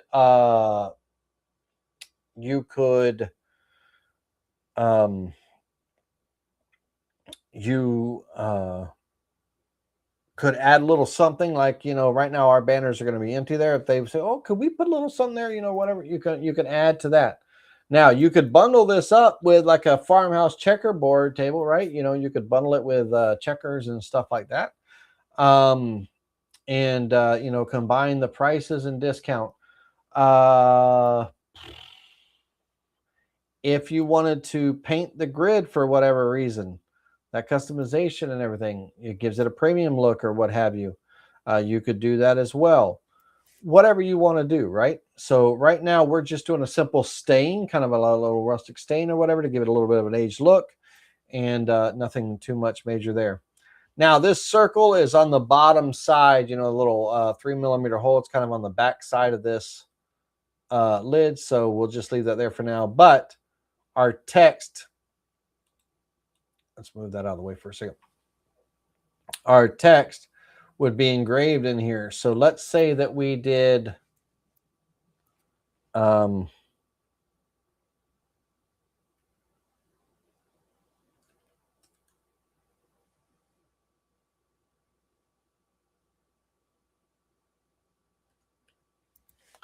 I like capital letters, so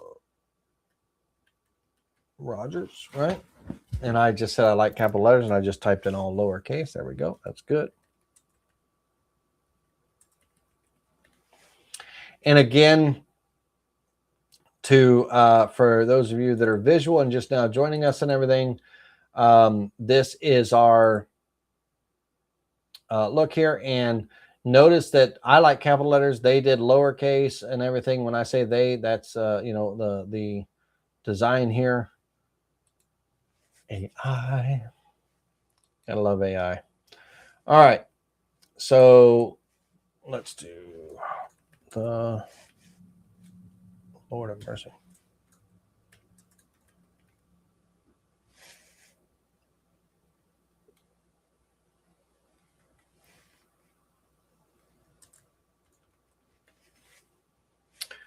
Now, I like a bit of a decorative font,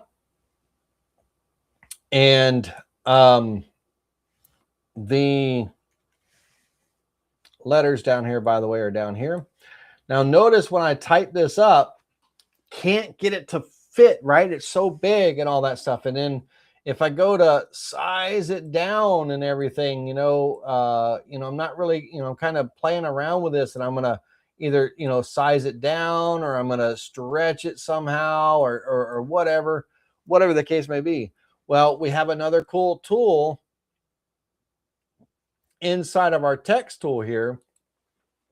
Before we start typing the text, we can choose, instead of text, we can choose text in a box. And we can choose our vector, this box area here, so that it restricts what we type to that area. And that's what we want to do. So while we're typing the Rogers family,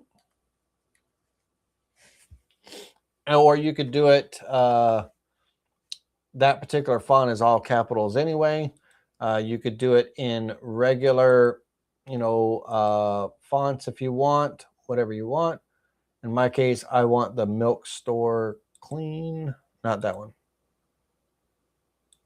That one.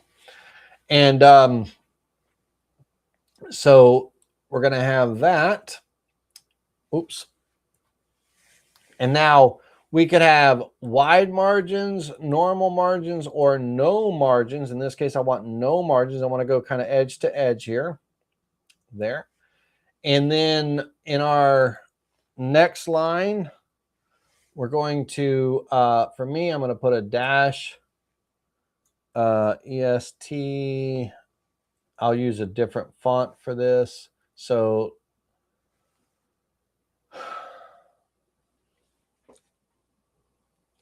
let me do it in a second line there.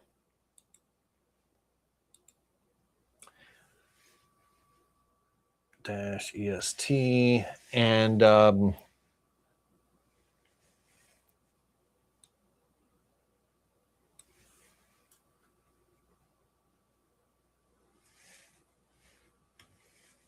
let's say that it was 1999, right? Whatever the case may be.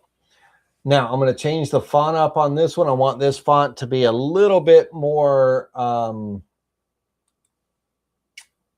little smaller, a little more stylish and things.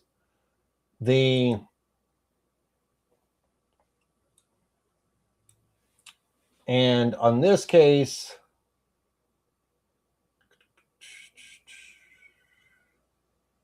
I got to minimize my box size a little bit. I don't want a 2-inch box. I just need a 1-inch area. There we go.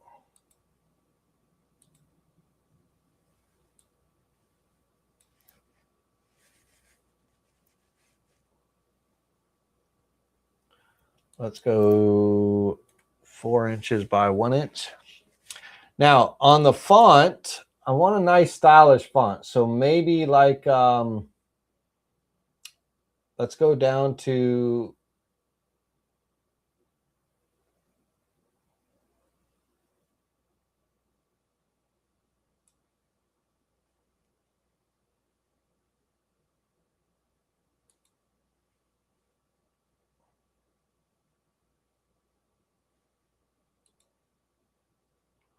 let's try monotype, M-O-N, monotype Corsiva.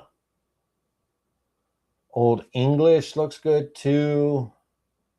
A lot of different Old West. Not really, but let's go to mono, M-O-N-O.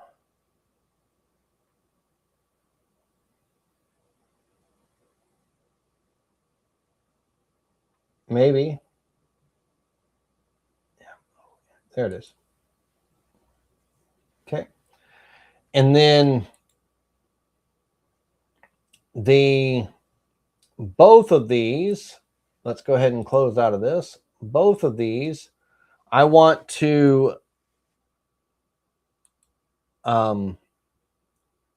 center up and down in the, I want to group them together first as they are with my spacing and all.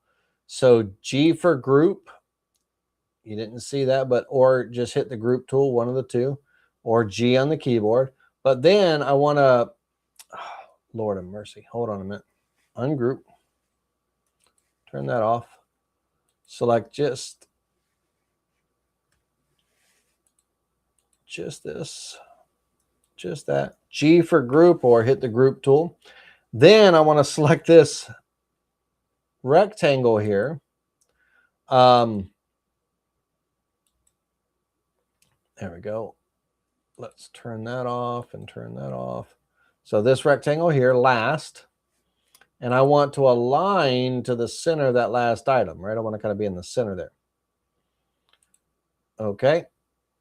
And whatever you would like and all.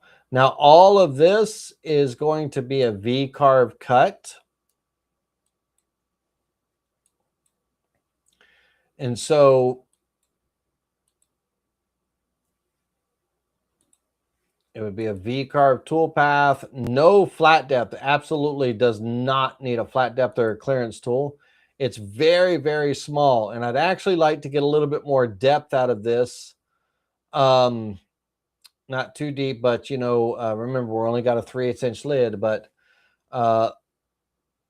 the family and everything, depending on how shallow it cuts, let's go ahead and calculate this. Right now, the maximum depth of cut is going to be 0.35, right? Can't have that. That's pretty close to the 0.375 my lid is. So in this heavy area right here in the neck, this big blue area, that's going to cut really deep. So I want to limit that cut with a flat depth, and I'm going to stop it at, you know, let's go 3/16. And they'll calculate that. And so we'll have that carving here. So it looks like this. And again, if I were adding some, you know, color to that or whatever, or I could laser engrave it too, right? If you want to laser engrave it, you could absolutely laser engrave that, absolutely, as well. And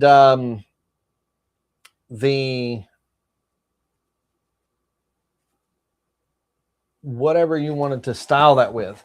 Now, on this lid here, remember, our lid is going to be slightly larger than this rectangle here by that. It's going to be 10 and 15/16 inches wide. So if we go to the size tool,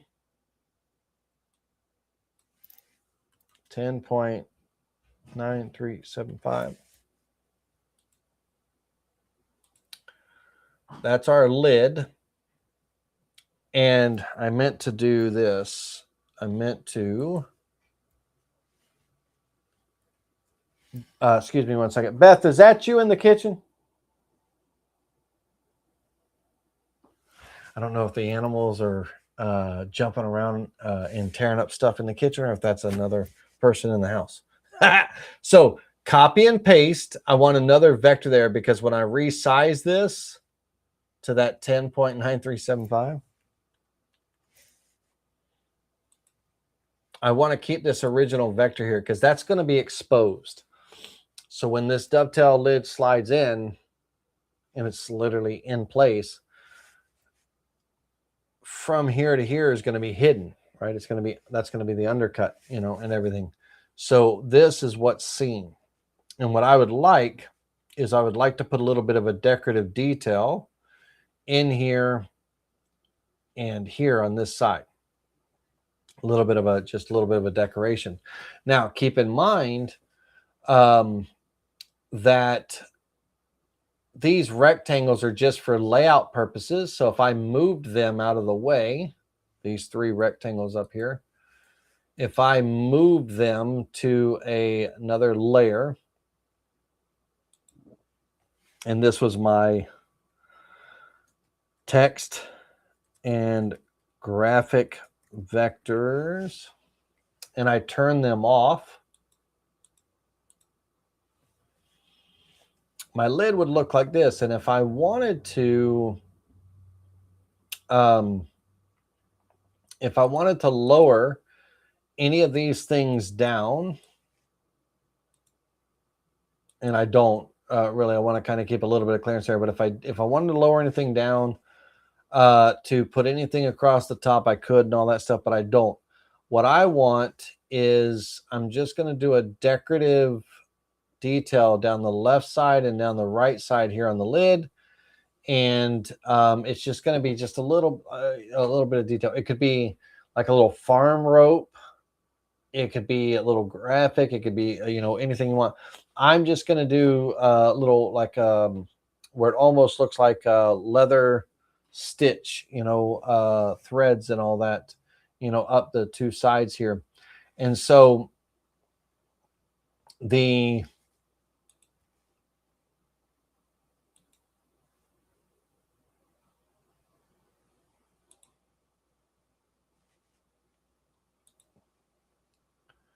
going to be a very small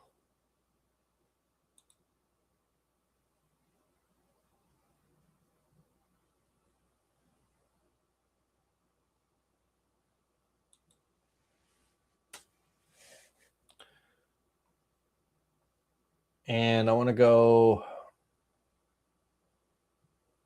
to make sure I'm in between these two things right here. So I'm going to draw a line from the furthest point out, which is right here, over to this line. And again, when I draw this line, that gives me a center point. I'm referencing off that center point there.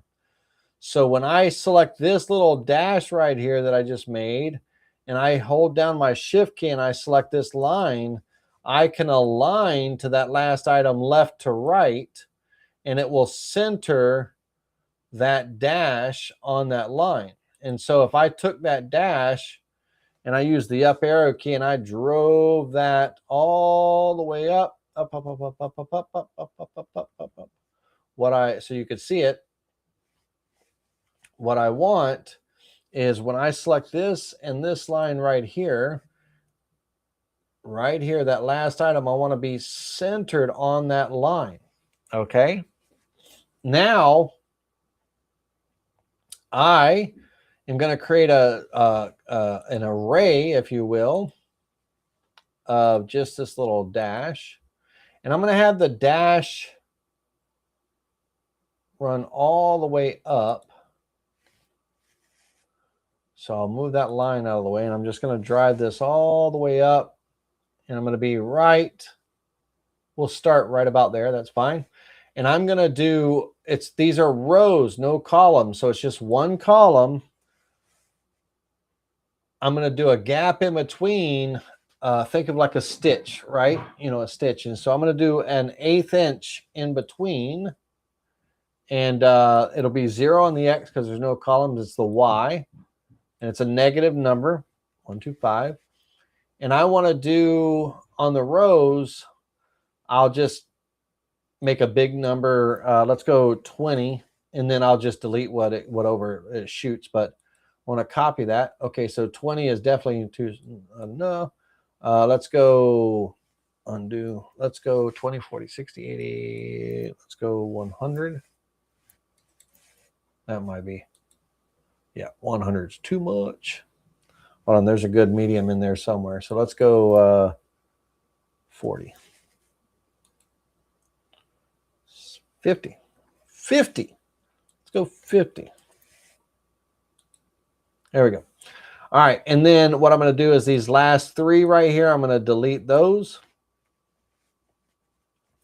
And then on these dashes here that are going to represent kind of the stitch and all, I'm going to mirror them to the other side. Mirror, flip about job center, flip horizontally, make a copy horizontally. So they're over here on the other side. And with those vectors selected,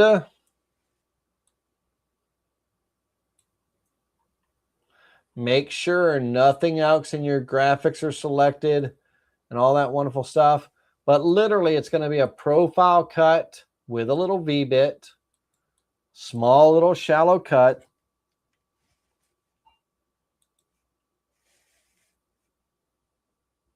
And I personally would switch up the V-bits on this one, and I would go with a little 22-degree V-bit. It makes it a little bit more narrower and not so wide and all, but you can also go wide, whatever you want. And what we're doing here is we're just kind of creating a little bit of a stitch effect. Now remember, let's cut this off. Let's actually cut this out like a profile cut so you can see what it actually really looks like.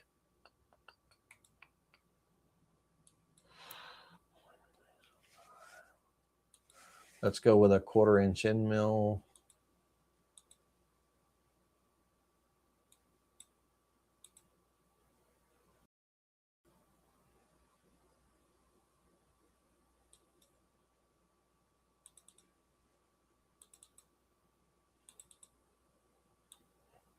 Okay.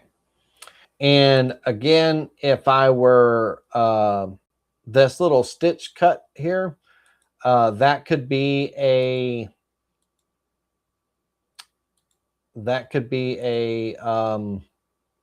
laser engraving as well too. Either way. But now the dovetail cut that we need for this lid to slide under that box, under the undercut. Now, very important. I told you in the beginning of this, and this is how we're going to kind of wrap up here. We're getting ready to wrap up, but I told you in the beginning of of a jig that I have sitting on the CNC. So imagine, if you will, I'm going to have you use your imagination. Imagine, if you will, that this, and let me get myself large here real quick. Imagine, if you will, that this is the base of my jig that I have clamped on the table. And my lid, which, by the way, is happy to be a copy of the Precision, the Art of Precision new book out. If you haven't gotten yourself a copy, please get one. They're very good. But imagine, if you will, that the part to the lid is sitting on the jig. It would be upside down. Okay. And on my jig, my lid is two-sided tape down, upside down here. I have a dovetail bit that comes in, and zero is here, the surface of the jig, and it literally is a zero cut, and it leads in, and it cuts the line, and of course it would come to the other side, lead in, cut the line on both sides, but it rides. The tip of the bit literally rides, of that dovetail bit rides on the surface and everything. Okay. So you set the job up to zero out on the surface of the wasteboard, the machine bed, and it's a zero cut. Okay.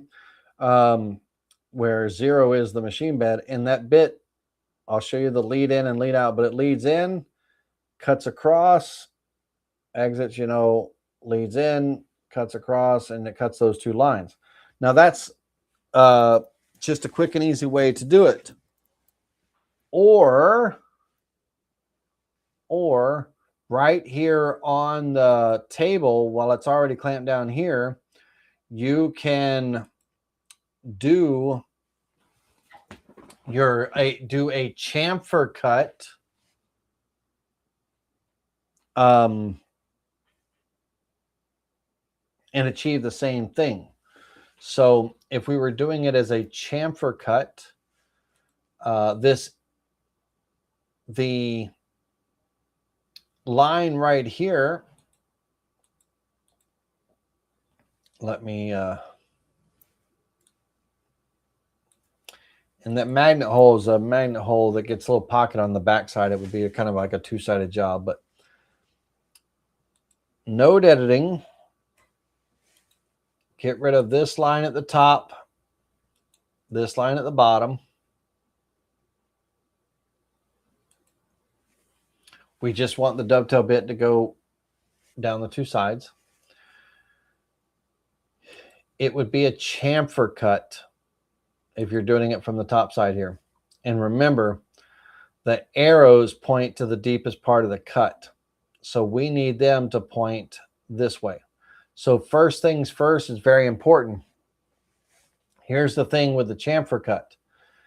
You're kind of limited to the bit you use, right? So it's a V bit, you know, that you're using for this. And if I'm using a 14-degree dovetail bit, then I would have to have a V bit that has a 7-degree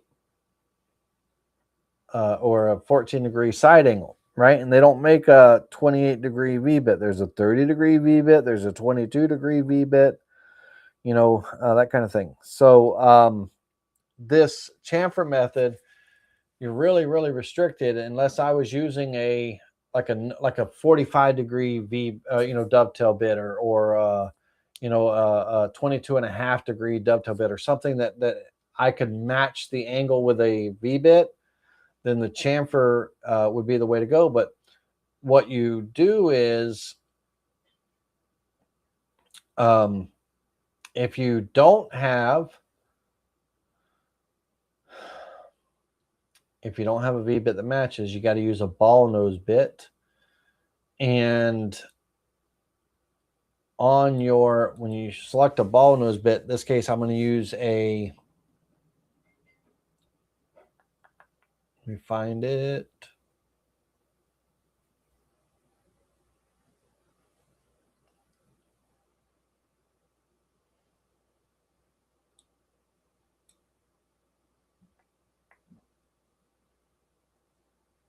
And the chamfer bit doesn't let you use a tapered ball nose. It's a ball nose. Not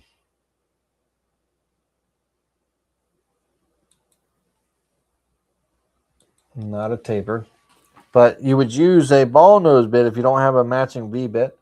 This is why I like the other methods. This is so convoluted and everything. It's just easy just to run a straight profile cut with the part upside down on a jig, right?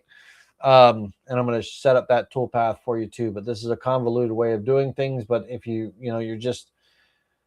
if you're trying to do what you have to do, and I don't want to set up a new jig, or I don't want to do this, or I don't want to do that, then you got to do what you got to do here. You would select a ball nose bit. Start depth would be 0. The cut depth would be 3/8 of an inch, because that's how deep we're cutting. And we want to make sure that we're cutting on the outside of the line, or, you know, where our arrows are, you know, cutting inward there. And the cut width from this line from here to here, if I measure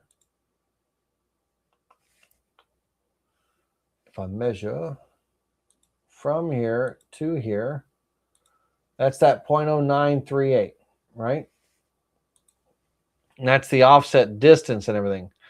And so on that kind of 14 degrees and all, I'm cutting 3/8 of an inch deep.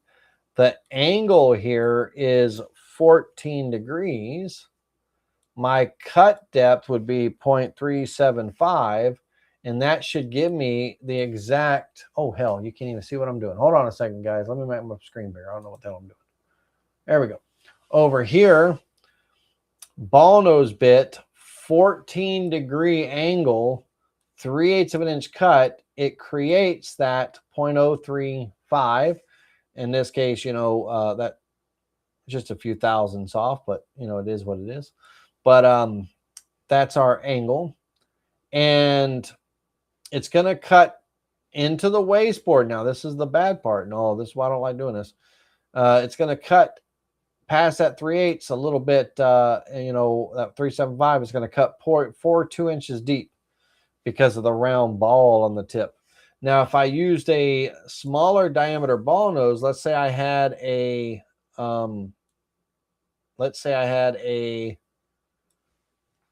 I wish it would let me use a taper, but it's not going to let me use a taper. So, which Vectric fixed that. I mean, come on, it's a taper bit. It's an angle bit anyway. I don't know. I hope they listen one day. But yeah, so we'll leave it at that. But when we calculate that cut on this line and this line,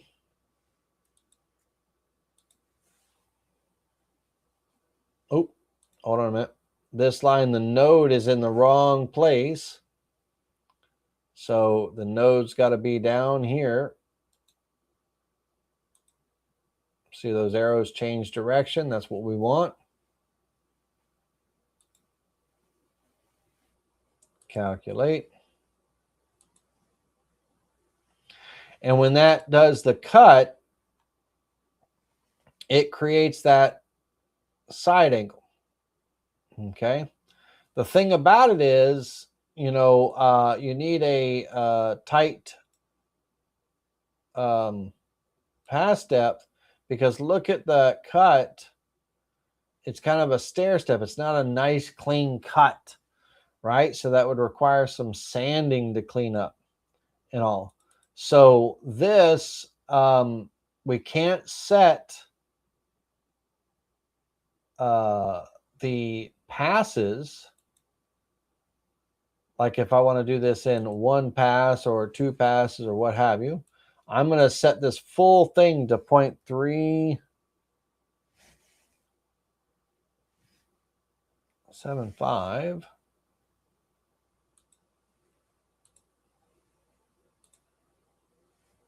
Oh, let me select the vector.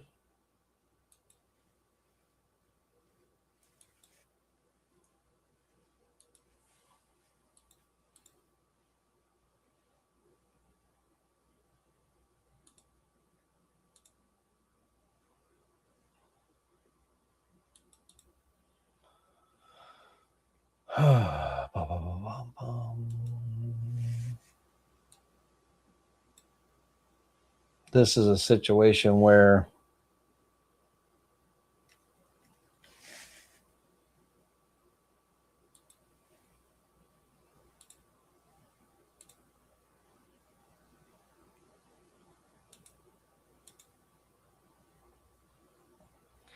the tighter the pass depth, the tighter the angle, or the cut in that situation. And again, it still requires sanding. And so I don't think that is an optimized, it's a way of doing it, but I don't think it's the best way of doing it. For me, the best way of doing it is, again, I would still use these vectors right here as my, sorry, that's a lie. I would use these vectors here as my cut, because my board is going to be cut to its final size. That is this final size right here. So we would actually have it cut out. And let's delete that on here.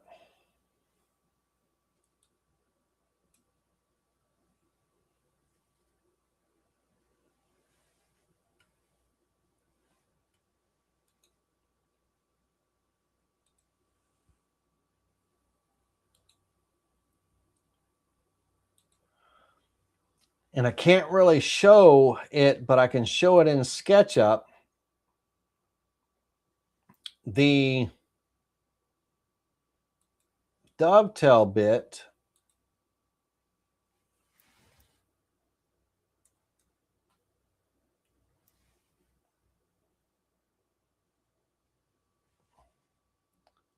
Bear with me a second.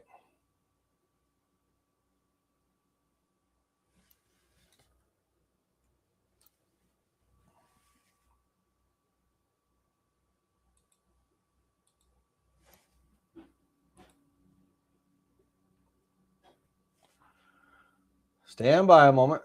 Protractor. We're about to wrap up here.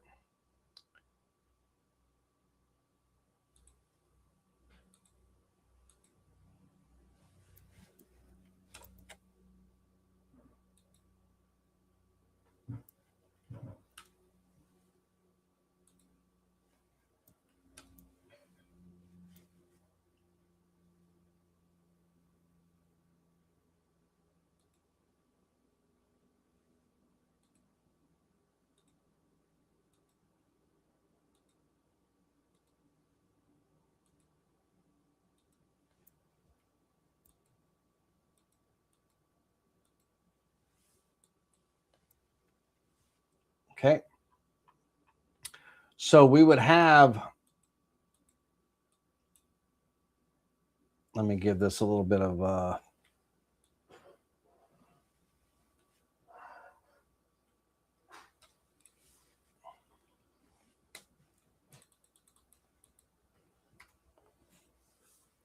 right, let's zoom out.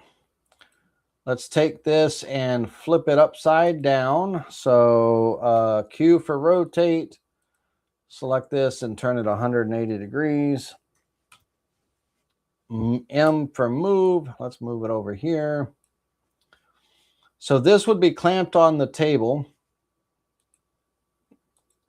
And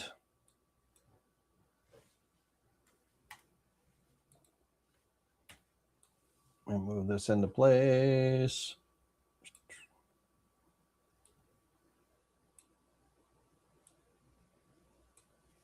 Okay, let's turn it here. Let's pretend that that little rectangle there is the dovetail bit.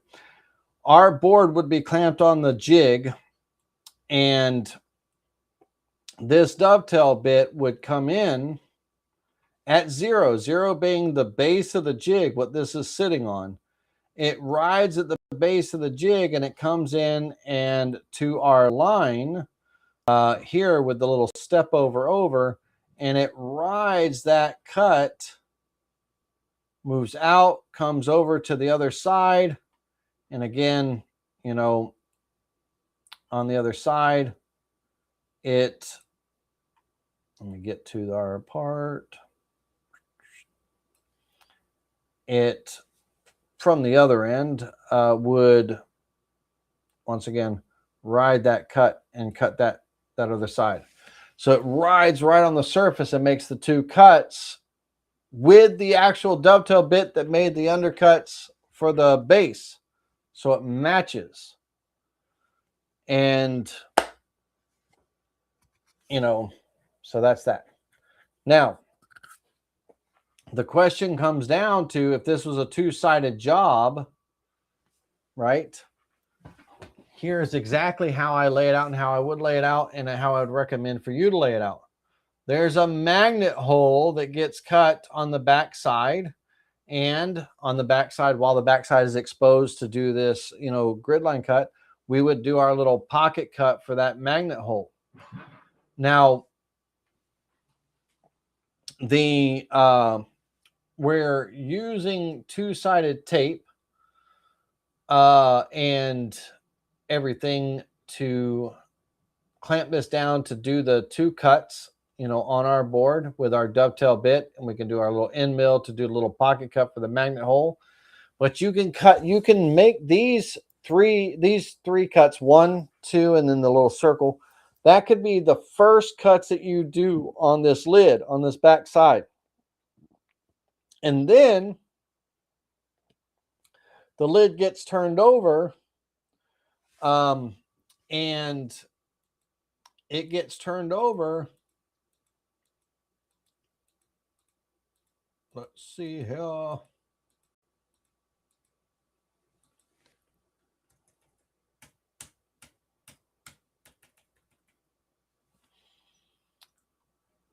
It gets flipped over, And you still have your corner there, you know, for your XY0.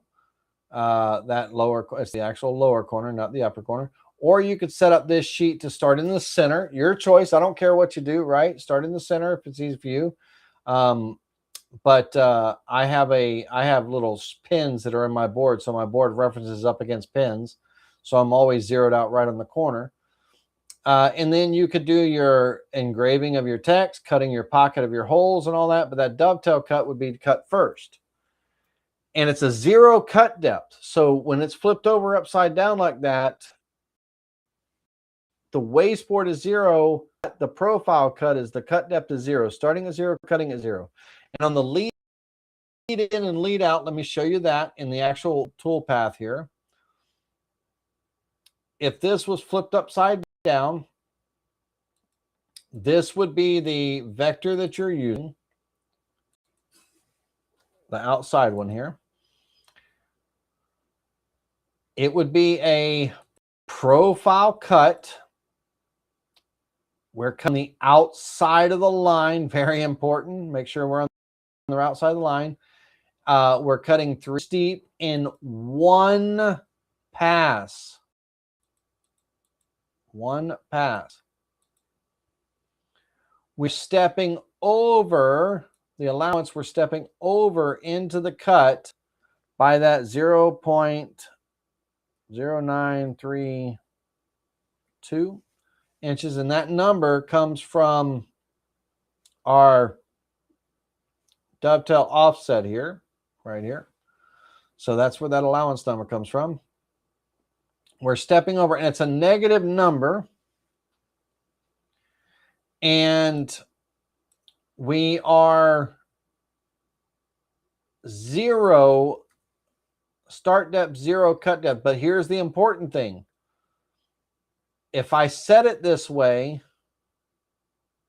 then I have to make sure that my job for this sheet, for this lid sheet, it's very important to make sure that I set up the job to be the machine bed for the Z0 position.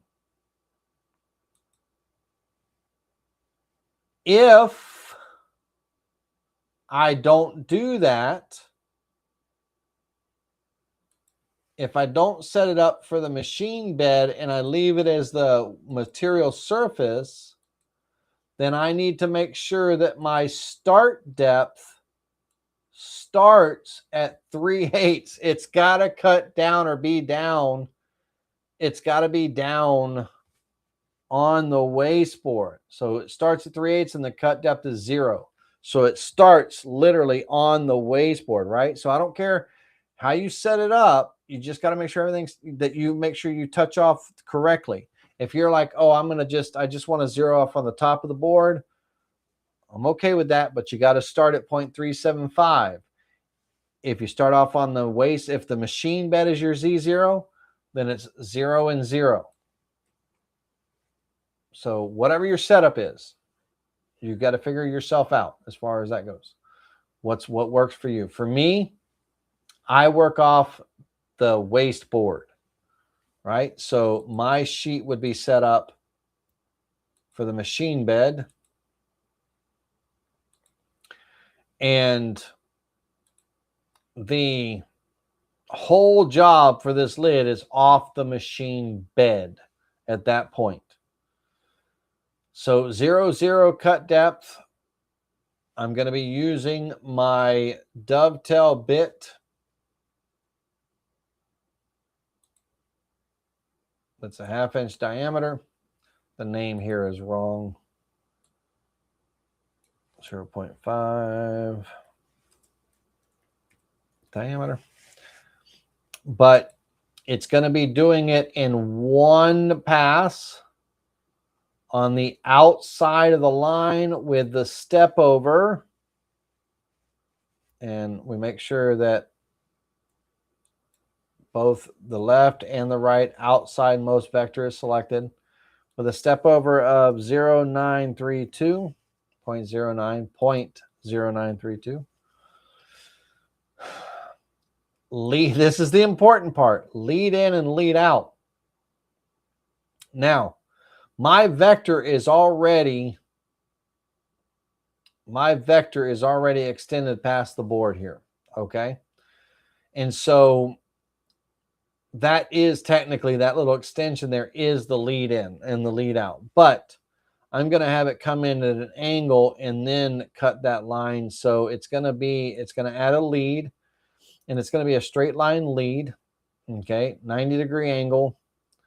And I'm just going to have it to be, the lead in is going to be a little bit larger than the diameter of the bit. So the bit's a 1/2 inch diameter. It's going to be 0.625. And then the lead out will be the same distance. Okay. So when this calculates, it's important that we come over here and look and make sure that we're on the correct side of the line. This one is correct over here. This one is not. So it's very important that we go into our tools in node editing and we reverse the start point.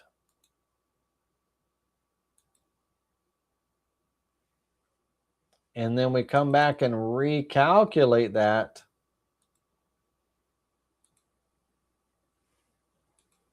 So it's cutting proper on the correct side of the line.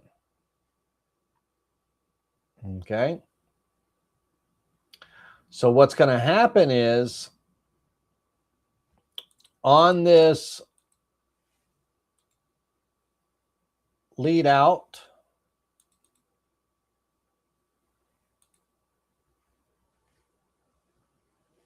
and everything, it's going to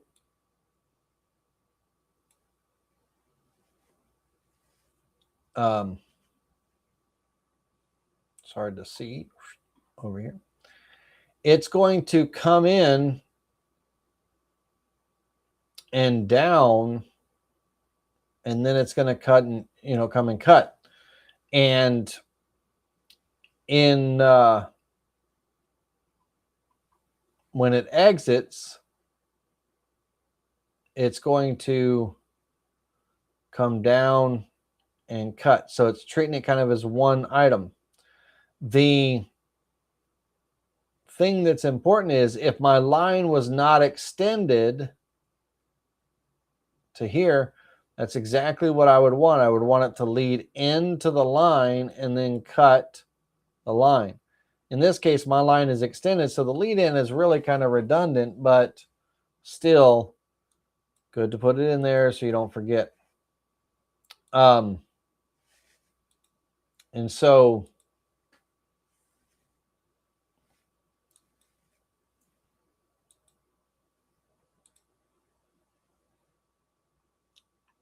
and of course it doesn't show undercuts, but you know, it comes in and cuts and it removes that material to do that dovetail cut, and it rides on the surface of the wasteboard, which is the jig base in that case. All right, let's go ahead and hit save on this, and let's call this a day. What I'm going to do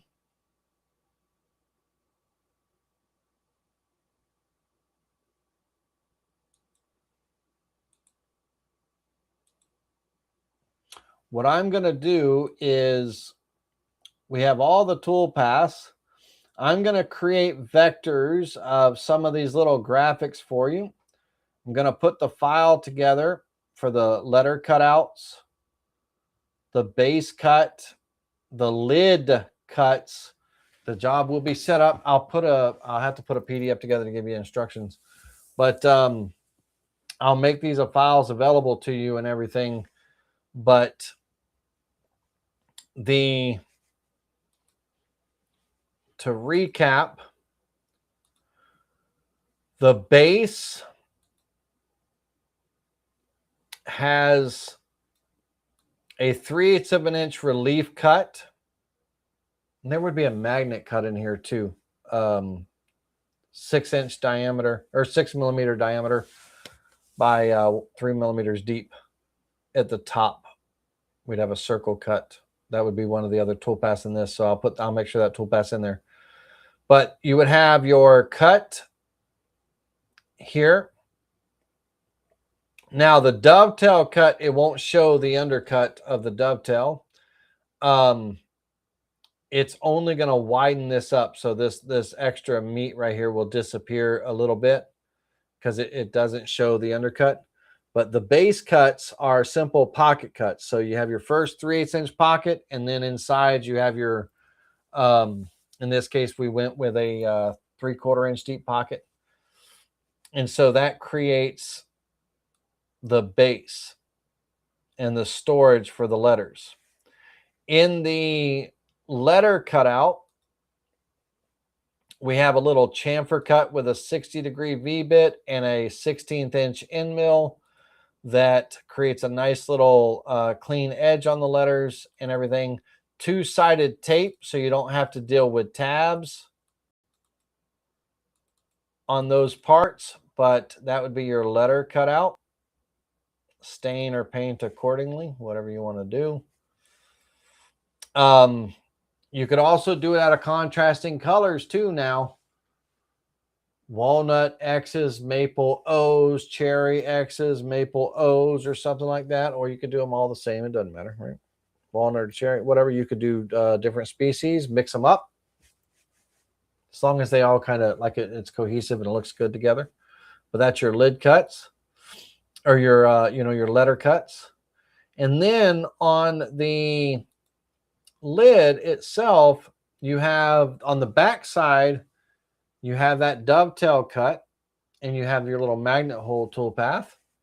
And on the front side, you have your logo and text, whatever it may be. And I'll provide graphic vectors of all these different options here. You would have your VCarve cut for that. You would have your, a little profile cut is the little stitch, kind of that little stitch look and everything. And then you have your pocket cuts for where the letters are going to go. And they're just an 1/8 inch deep little grid pocket. So at this point in time, the board would be cut completely out. And I'm just going to simulate this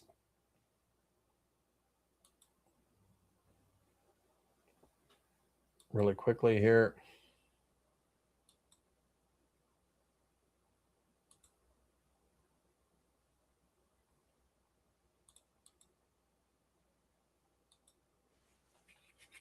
Oh, my nose is itching.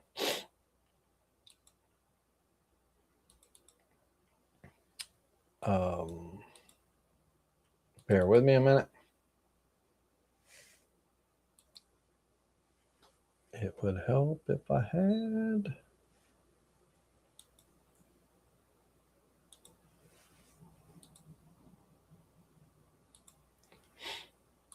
So your board would be cut out, and it would have that dovetail cut already on the edges there. And when this slides into that box base, then your little stitch cut, when this lid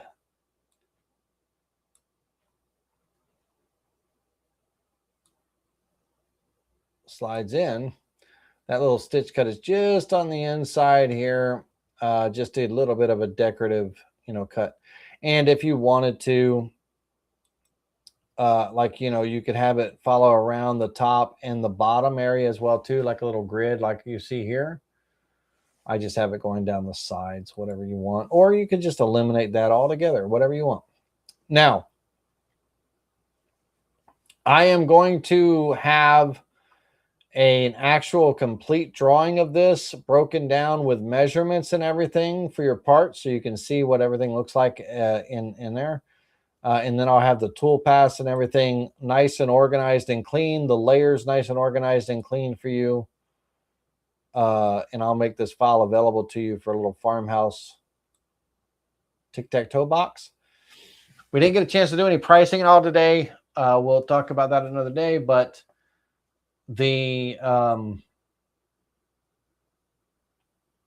pine, maple, walnut could range from anywhere from $25 to $60. And then any special engravings and all, you can add $10 for, you know, customization or anything like that, or what have you. And so if you had a 1/2-inch board and wanted to cut 0.1 inch into the board, what would be your depth of cut? So if I'm doing any cut, I don't care if it's a pocket cut, a profile cut, or what have you, if I need to know what my depth of cut is, I would come in here and go 0.5, that's how thick my board is, minus 0.1, which is what I want to cut into, equals, or what I want left, right, or what have you. If I wanted to cut 0.1 onto the board, then I would just set it to 0.1 because that's the cut depth, right? 0.1. But if I wanted to leave 0.1, then I would be cutting 0.4, right? It depends on, you know, what you want. The way you worded it, Mr. Burns, if you have a 5.5-inch board and you want to cut 0.1 into it, then your cut depth is 0.1. Okay. 0.1.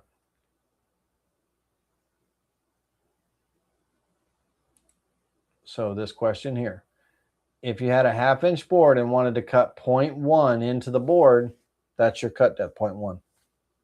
That is your cut depth, 0.1. Okay.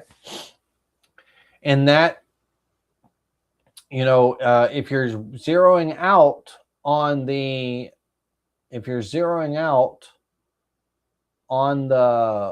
wasteboard, the software does all the math and it does all the reversal and everything to you. You're still starting at 0 and still cutting 0.1. If you want to cut 0.1 on the board, it's still 0 and 0.1, regardless of if you're touching off on the material surface or the machine bed. Doesn't matter. Even if you're zeroing off the machine bed, yes.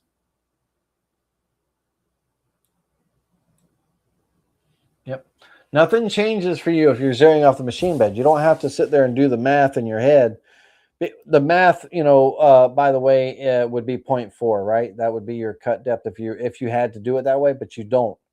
Vectric does that for you. Vectric knows, VCarve software knows that your 0 is your machine bed. It knows your material is a 1/2-inch thick.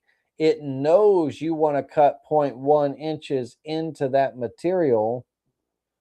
So it does all the math for you and everything. You just have to put in 0 start depth, 0.1 cut depth, your actual cut depth.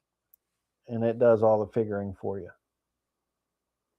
So instead of cutting from 0 to 0.1, it cuts from 0.5 to 0.4. Regardless, it's still taking 0.1 of an inch of cut. Okay? So your cut depth is still 0.1. Vectric just does the math. It knows to cut from 0.5 down to 0.4, which is that 0.1 cut. It does it all for you. You don't have to think about that. You just set your cut depth. 0 start depth, 0.1 cut depth, regardless of if you're touching off on the wasteboard or the machine bed.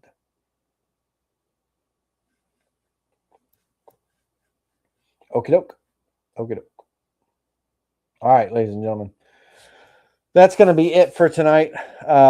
And I'll get these files and everything for you. I still got to get the files for last week's project. The 1776 stuff and everything for the AI class. Still got to get those files to you. And also I'll put out those files here in the next day or two. I've been working on some stuff for the open house. I'm going to be traveling up to Indiana for a week, and I'll be on the road. So I don't know about the classes of that week and everything. Depends on when they fall, but I'm going to be up spending some time with my daughter and South Carolina. And then I'm going to be spending time up at the open house teaching a couple of days of live classes and stuff. So I'll let you know the schedule and all, but I'll get those files out here in the next day or two for you. All right, everybody. Well, hopefully you learned something. I'm not sure what, but hopefully you learned something. And we'll get it in an organized file so you have a complete project. And I'll make sure I write out the instructions and everything for you. Okay. Okie doke. All right. And as I say my goodbye, don't forget to buy a book if you ever need one. This is a great book. Excellent read. If I do say so myself, The Art of Precision, available on Amazon or books.buy at my store. And it's very helpful. All right, everybody. Y'all have a wonderful evening. And I'm being legit. I'm just not trying to be pushy or salesy about my books and all. I'm just trying to mention them, throw it out there, because but I don't want to be too pushy on it. So I mentioned it. I did good. See ya.